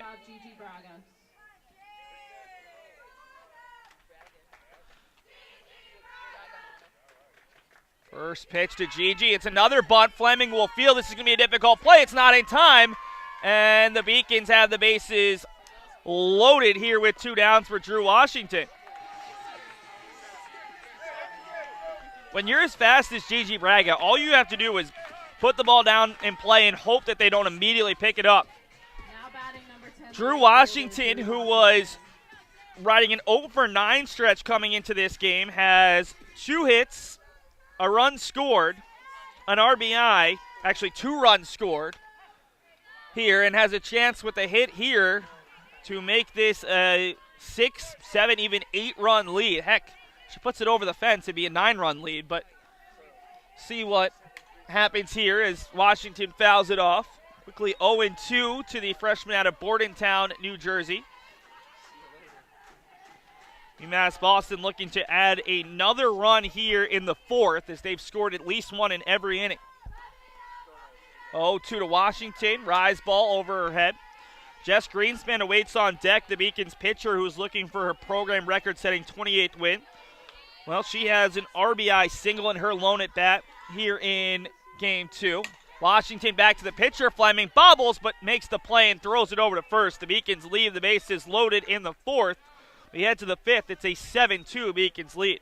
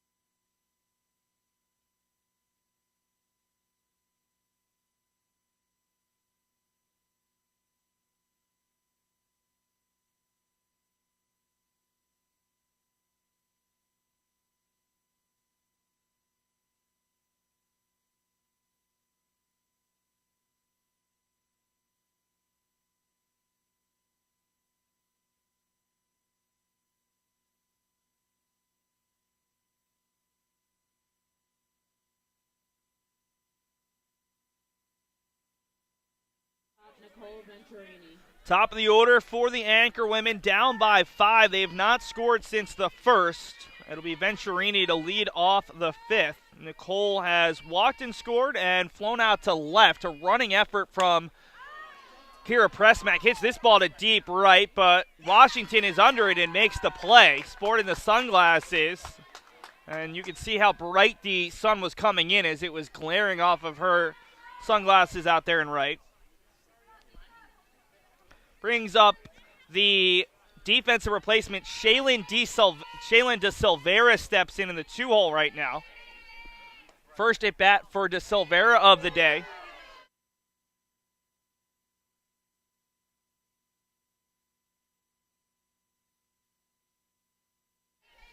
De Silveira making her first at bat of the day, hitting 190 on the season. Hits it softly over to Braga. On 2, hops the long throw in time.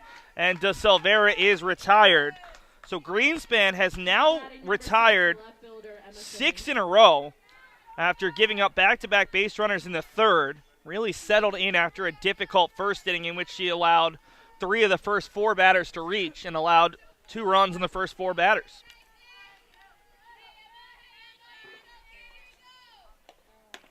On the outside half, 0-1 to Emma Simmons, who had an RBI single to center and scored the first and then popped up to short for the second out of the 3rd. The 0-1 is low, 1-1 now. Remember, if UMass Boston wins this game, they will be in the LEC tournament as the 6th seed. That's thanks to a sweep by Eastern Connecticut State over Keene State. Hit hard out to left, going back is Pressmack, just shy of the warning track and makes the play. A couple of loud outs in the 5th, but the Beacons keep the Anchorwomen's bats quiet. We head to the bottom of the 5th, 9-1-2 for the Beacons, looking to potentially walk this one off as UMass Boston needs 3 runs for a mercy rule victory.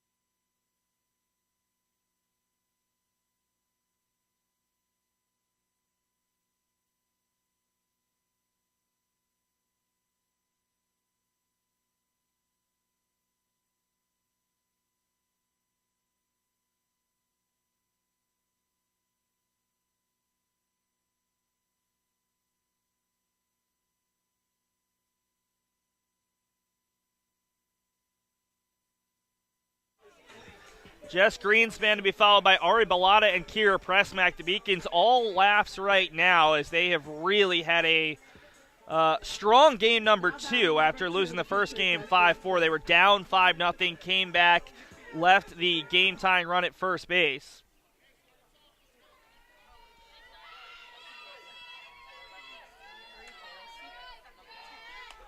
First pitch to Greenspan is high. Greenspan went 1 for 2 in game 1 before coming out after 4 innings. Put down a sac bunt in the second here of game 2 and then singled to right and had an RBI and scored. Pops this one up towards the netting. And once again, Mr. Danahy, Kelly Danahy's dad, makes another play. He's had 2 nice plays here behind the backstop today. One of our leading candidates for fan defensive player of the game. And no, we do not actually give out an award for that. Greenspan takes it on the outside half. It's 1-2 now to Greenspan, working against Fleming. 1-2. Greenspan hits it out to right, coming in and making the play is De Silveira. That Fleming breaking ball, we've seen a couple batters step towards it, recognize it, step back, and get good aluminum on it. Greenspan, though, just got it a bit too high in the air for the first out of the 5th inning. Now batting number 13, the 3rd baseman, Ari Bilotta. Ari Bilotta takes a rise ball high. Ari reached on an error with a shortstop and scored in the first, grounded back to the pitcher in the second, and then put down a bunt single in the third. Head 2-0 in the count. UMass Boston trying to tie the program record with 3 consecutive LEC tournament appearances. Made it from 2011 to 2013. Their 3rd, 4th, and 5th ever appearances as Bilotta hits it through the middle for a single. In that 20-11, 20-13 stretch, the Beacons earned their first ever LEC tournament win, winning an elimination game as a 6th seed. Recently, though, this recent stretch of 2 consecutive appearances has been the most fruitful tournament stretch in program history.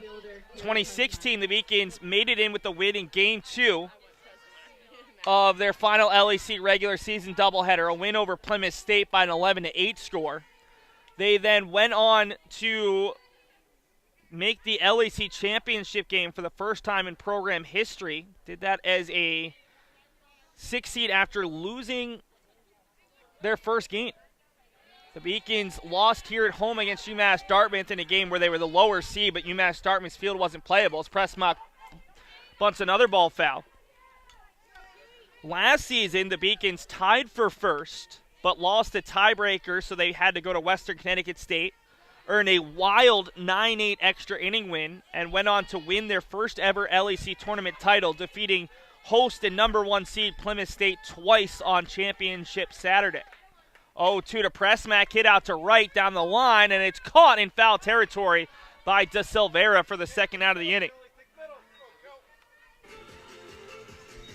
UMass Boston will hope to head back to Plymouth State again if they can earn the victory here.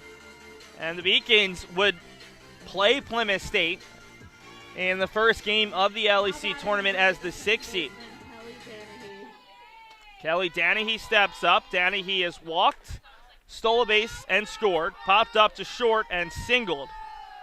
She is on the verge of finishing her freshman regular season, hitting over 400. Not too shabby for the freshman second baseman at Kingston, Mass. 1-0 to Danahy is low. In fact, Danahy right now is 2 for 4 with 2 walks. A hit here would guarantee an above 400 season, at least in the regular season. She came in at 398. If she gets out here, she'd be at 2 for 5. She might be at 399. That would be a tough break. It's low, and Danahy works another walk. She came in to today with just 3 walks on the season. She's got 3 on the day. And the Beacons have 2 runners aboard for Roxanne Vento, who, not to get ahead of myself here, but Vento with 1 swing of the bat could end this game.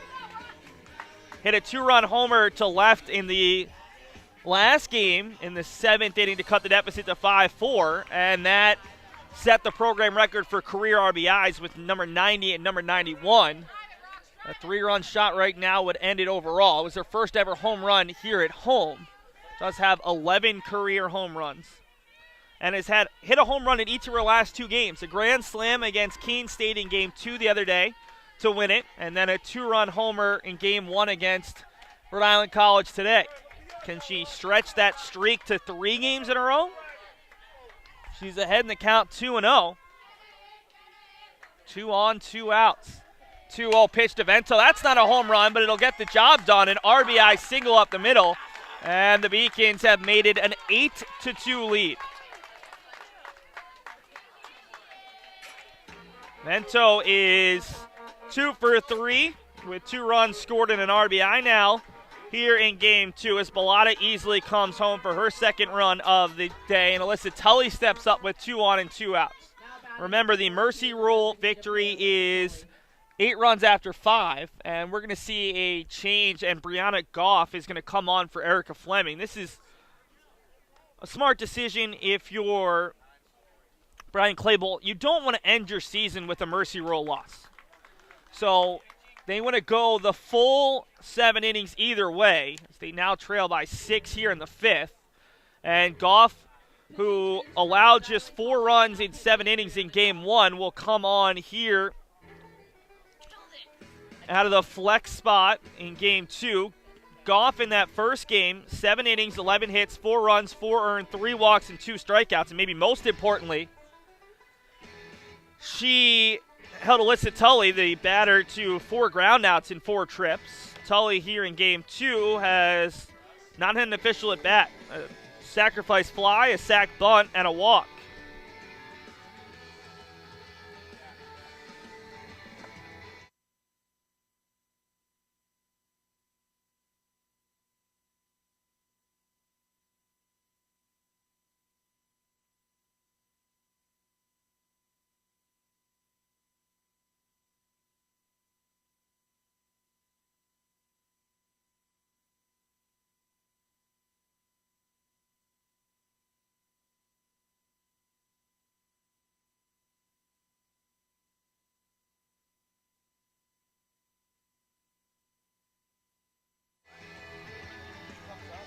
Claypool will continue and talk to his infield. The Beacons have a pinch hitter in the on-deck circle. It's Tori DeCenso in Cassidy Gaeta's spot, but that's if Tully extends the inning. There are 2 outs with 2 on and 1 run already in. The Beacons have now scored a run in 4 of the first 5 innings to take an 8-2 lead. Typically today would be senior day, final day of the regular season here at home, but the Beacons don't have a senior. That's the nice thing about this year's team. With their struggles, sitting at 12-23 coming into this game, UMass Boston will have everyone back next year, presumably, for a chance at a second or maybe even third title in 3 years, depending on what the Beacons hypothetically could do in the LEC tournament if they can finish off this win. Tully quickly ahead 2-0 as Goff, who is the DP in this game, so she's been hitting for herself with Fleming in the circle, comes on and can't find the strike zone to start. 2-0, popped up to the third baseman. Cheverini's under it, and we'll go to the 6th. The Beacons leave 2 more. They've continued to struggle there. They've left 9 now through the first 5 innings, but they do lead 8-2 through 5 innings of play here at the UMB softball field.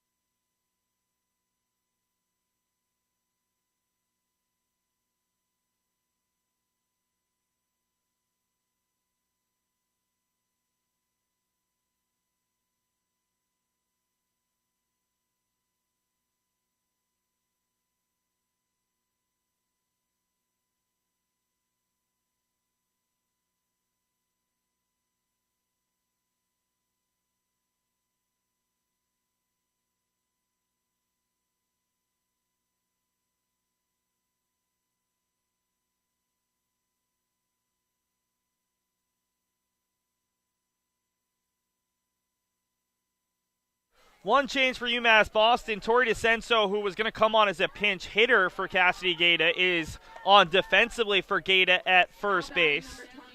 DeCenso, the freshman out of Lynn, Massachusetts. It's Chelsea Schott, Brianna Goff, and Kelsey Wood. 4, 5, 6 for the Anchorwomen, and Chelsea Schott has a shot right back up the middle. Picks up her second hit in 3 at-bats. The senior catcher has reached in all 3 appearances here in game number 2 as she looks to finish her career off on a hot streak. Schott now on the day has 5 hits in 7 plate appearances and has reached 6 times. Brings up Goff, who came on in relief of Fleming with 2 on and 2 outs in the last inning. Goff's final line, 4 2/3 innings. Allowed 8 runs, 7 earned. 12 hits. That one is low.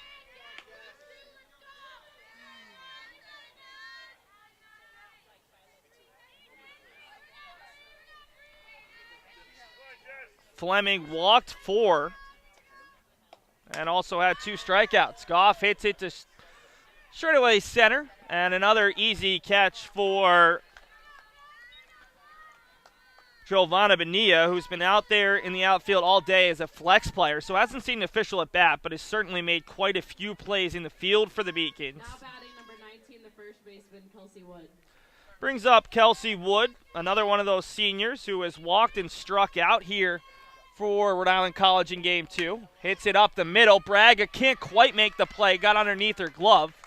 And there's 2 on with 1 out after 2 singles from the Anchorwomen seniors. Now batting number 4 for the third baseman, Kristen Cheverini. Kristen Cheverini steps to the plate. She's flown out to center and popped up foul to the left fielder in the 4th. We've got a little bit of a delay here. Potentially a change for the Anchorwomen as Brian Claypool has a long conversation with Cheverini. Michaela DeAngelis is on deck, so maybe not a change. Rhode Island College doesn't have all that many players. They have 13 players on the roster. You start 10.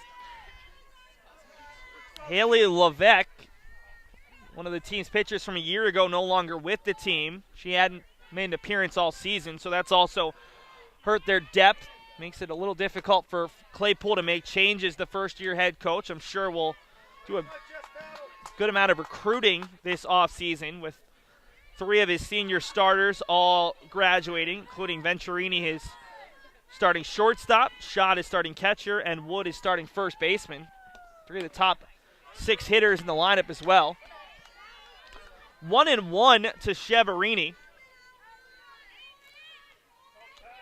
Kristen had 2 hits in Game 1, is 2 for 5 on the day, also with a walk and 2 runs scored. Hits it up the middle. That's 3 straight hits up the middle. Bonilla charges. She's going to throw home. The throw is way up line, and a great job by Vento to keep it in front. An RBI single from Cheverini means this is an 8-3 game as Rhode Island College has their first run since the top of the first. Chelsea Schott chugging her way all the way in from second base. Wood stopped at second. Cheverini now at first. 2 on with 1 out for DeAngelis, who singled up the middle in the second and grounded out to third in the 4th. Pops it up the middle. Coming in is Bonilla, but it's Danahy going out. And the Beacons get a big second out. Right now, here in the 6th, UMass Boston just looking to keep this at a nice big difference between the two sides. If Rhode Island College scratches across another run, not a big deal, but the Beacons don't want to see Rhode Island College inch their way back and maybe make this an 8-5, 8-6 game. So UMass Boston looks to comfortably finish it off against the Anchorwomen, as we might see a change right now. Claypool talking to home plate umpire Sherman Rotting. For the Anchorwomen, they are going to bring Deirdre McDonald on to pinch run at second base. Deirdre, a freshman out of Saunderstown, Rhode Island, making her 8th appearance all off the bench, 0 for 4 with a run scored, has not played in the field yet this season. She's out there for Kelsey Wood. Marissa Mattias to the plate, grounded back to the pitcher as part of a fielder's choice and grounded over to the third baseman, 0 for 2. Takes the first pitch, fastball just below the belt, 0-1.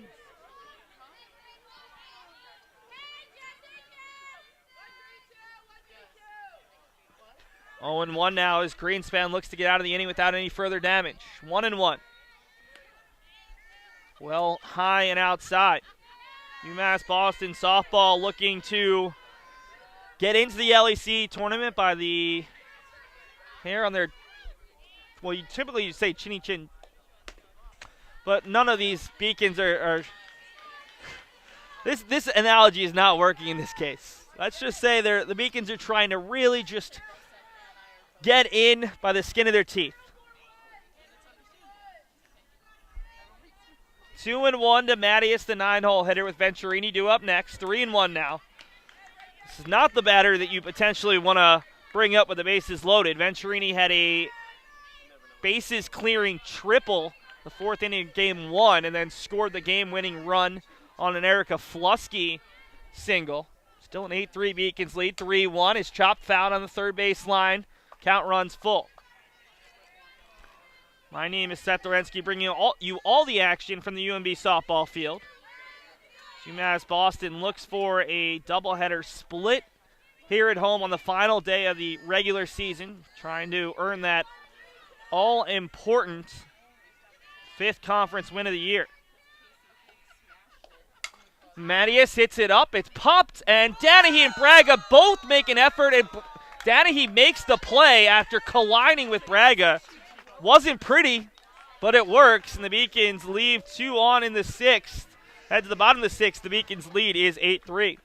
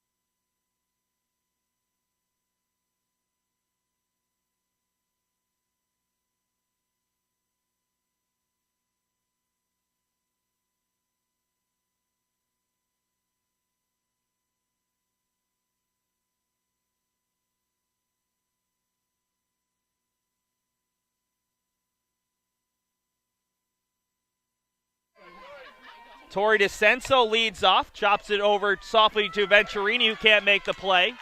And it's the second error of the day for Nicole Venturini. Had an error on the leadoff hitter in the bottom of the first, and now allows DeCenso to reach on the slowly hit ground ball. But Venturini been able to field that cleanly. DeCenso still had a ways to go down the first base line. That is the fourth error of the game for Rhode Island College, the 17th on the season for Venturini. And DeCenso is over at first base for Gigi Braga, who has 5 hits on the day.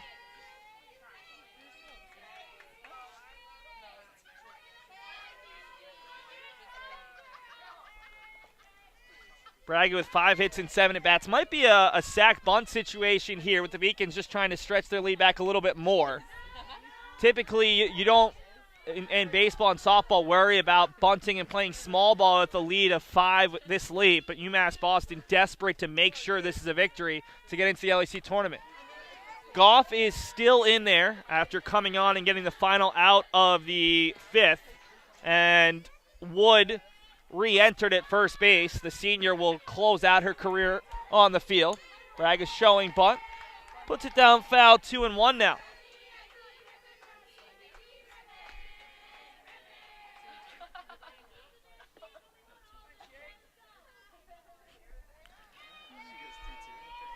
Drew Washington on deck has 2 hits. Braga flares 1 foul, 2-2. The sun is not providing as much heat as it used to. It was a gorgeous day earlier on, but with the sun dipping in behind the clouds, it's gotten a little chillier here at the UMB softball field. There was a thought process behind that statement as Braga chops it foul. It was an absolutely gorgeous day. It's still really nice, don't get me wrong, but I'd prefer another 5 to 7 degrees. trying to stay in the short sleeves here on the final day of the LEC regular season. 2-2, flared out to left. It'll get down in front of Simmons, and Braga has her 6th hit in 8 at-bats. Now batting number 10, the right fielder, Drew Washington.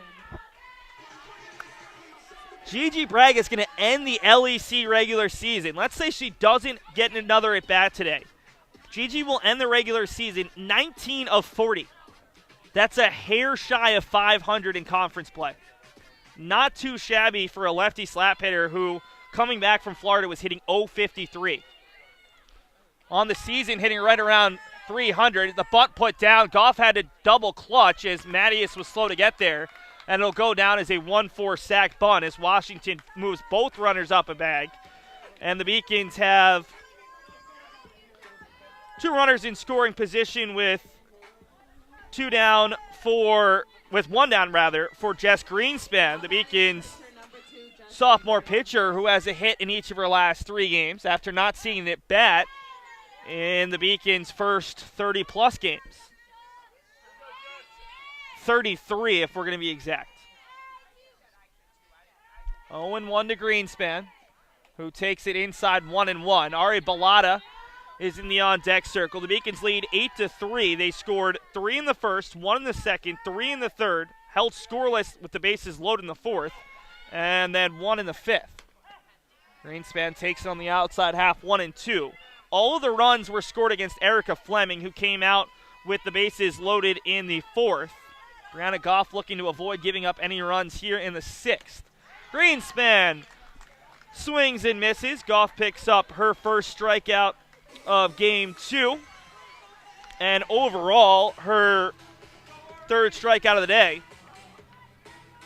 Ari Bilotta steps up. Bilotta has 2 hits, reached on an error, and has scored twice here in game 2. She's 2 for 4. Now batting number 13, the third baseman, Ari Bilotta. Beacons leadoff hitter looking to tack on some more runs. Rise ball high.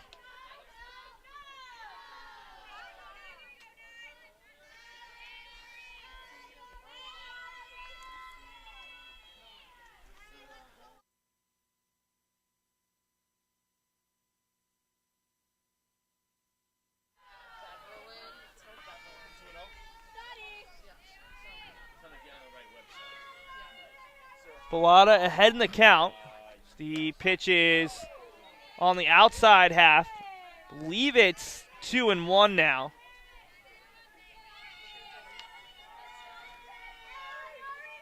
Bilotta asking for time.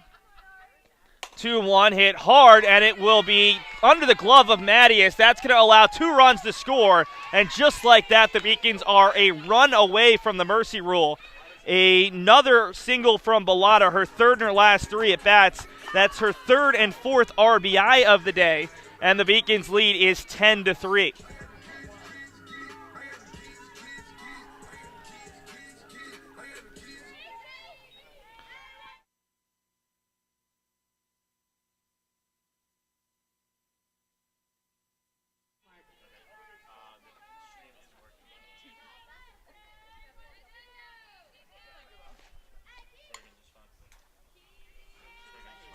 Kira Pressmack behind the count, 0-2. Pressmack has 1 hit and an RBI in game 2. Is also fouled out to the catcher, fouled out to the right fielder, and struck out. 0-2 takes. The runner takes off for second. Bilotta's in there standing up. And UMass Boston has the potential game-ending and regular season-ending run out there at second base with 2 outs. All the runs in this inning on Goff are unearned after the leadoff error by Venturini. Swung on and foul tipped into the glove. Will go to the 7th. The Beacons 3 outs away from wrapping up a spot in the LEC tournament. It will be 1-2-3 for the Anchorwomen. They need 7 to tie and extend this game to the bottom of the 7th. We'll see what the Anchorwomen have in store, as this is the potentially last inning of their season with no playoffs in their future.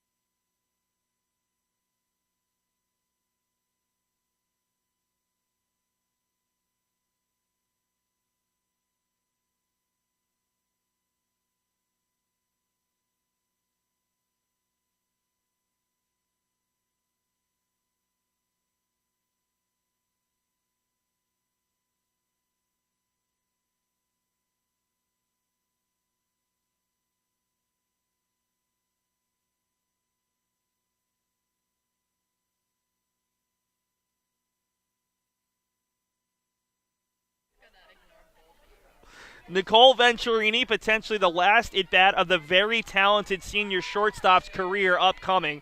Venturini to be followed by Shaylin De Silveira and Emma Simmons. If it gets any further, that means Chelsea Schott will get one final at-bat, and if they get to the sixth bat of the inning, Kelsey Wood could see her final at-bat for the three seniors from Rhode Island College looking to end their career on a potential high note. First pitch to Venturini, bounces up there.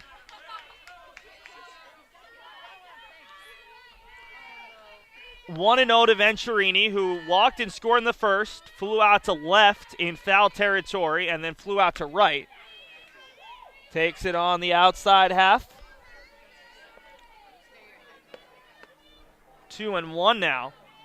Venturini had the big hit in game one, a bases clearing triple to right center, and scored the game-winning run one batter later. Hits it hard up the middle, and Venturini has her first hit in her final collegiate softball game. The post-university transfer down in Connecticut picks up the hit, and that's something that she'll be able to remember for the rest of her life, that she ended her softball career with a hit. Brings up Shaylin De Silveira, who grounded out to shortstop in her only at-bat of the day. De Silveira on the season is now 11 of 59. Came in hitting at 190. 7 runs scored, a triple, 4 RBI. Struck out 12 times and walked 7 times. 3 for 3 on the base pass. Outside fastball, 1-1.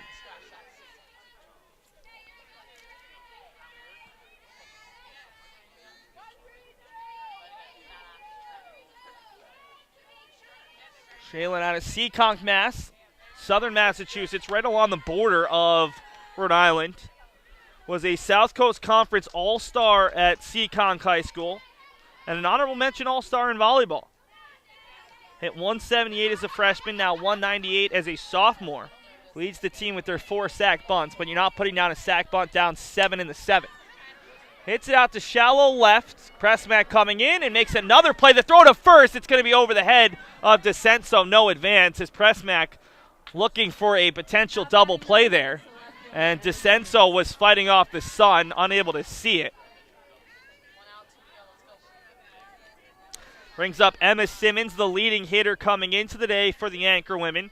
She has just 1 hit on the day. It was an RBI single in the first inning and a run scored here in game 2. Has also popped up to short and flown out to left. Takes a breaking ball on the outside half, 0-1. Simmons on the day is 1 for 6. Emma, junior out of Saunderstown, Rhode Island, attended North Kingstown High School. Second team all-conference player as a sophomore. Hit .355 as a sophomore, hitting .379 coming into the day, 5th in the conference. That batting average has dropped along with her pristine league-leading .505 on-base percentage. Still should be in the high 400s. Nothing to sniff at. She was also one of the leaders in the conference in walks. Second in the conference in hit by pitches with 8. Second in the conference with 14 stolen bases. She doesn't have one today because she really hasn't had a chance for one. Had a great day yesterday, 5 for 6 with 4 runs scored and 2 RBI. Swings at that pitch, but it'll bounce away from Vento.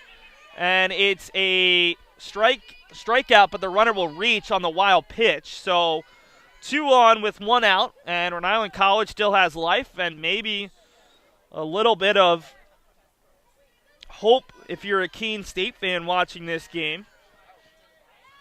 The Anchorwomen avoid their second to last out in this one.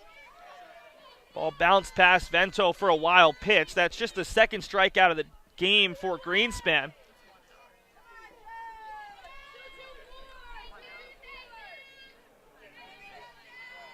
Oh, they're actually going to call the runner out at first base because there was a runner at first, and this is the game. Braga throws down and gets shot, who ends her career, and the Beacons with a 10-3 victory in Game 2 after falling behind 2-0. They responded in a big way. The Beacons will make next week's LEC tournament. We look ahead really quickly. UMass Boston will be at Plymouth State Next Thursday, they will be playing the top-seeded Panthers, and for the Beacons, that's not the worst thing in the world. The Beacons have had success at Plymouth State. They beat the Panthers 2 out of 3 times in last year's tournament. They split with Plymouth State here, and Plymouth State, who lost just 3 conference games, can't be happy that it's UMass Boston, a team that has played really well against Plymouth State the past couple of years, a lot of close games. So we take a look ahead. That'll be Thursday. Not sure on a start time. That should be game 1 of the LEC tournament, the 1-6 matchup. Take a moment to thank our production crew for the final time here at softball this season. My name is Seth Dorensky, your play-by-play guy and producer. Alyssa Fugel directing, Cassie Murphy on camera. Thanks so much for watching all season long. UMass Boston wins 10-3, and that'll do it here from the UMB softball.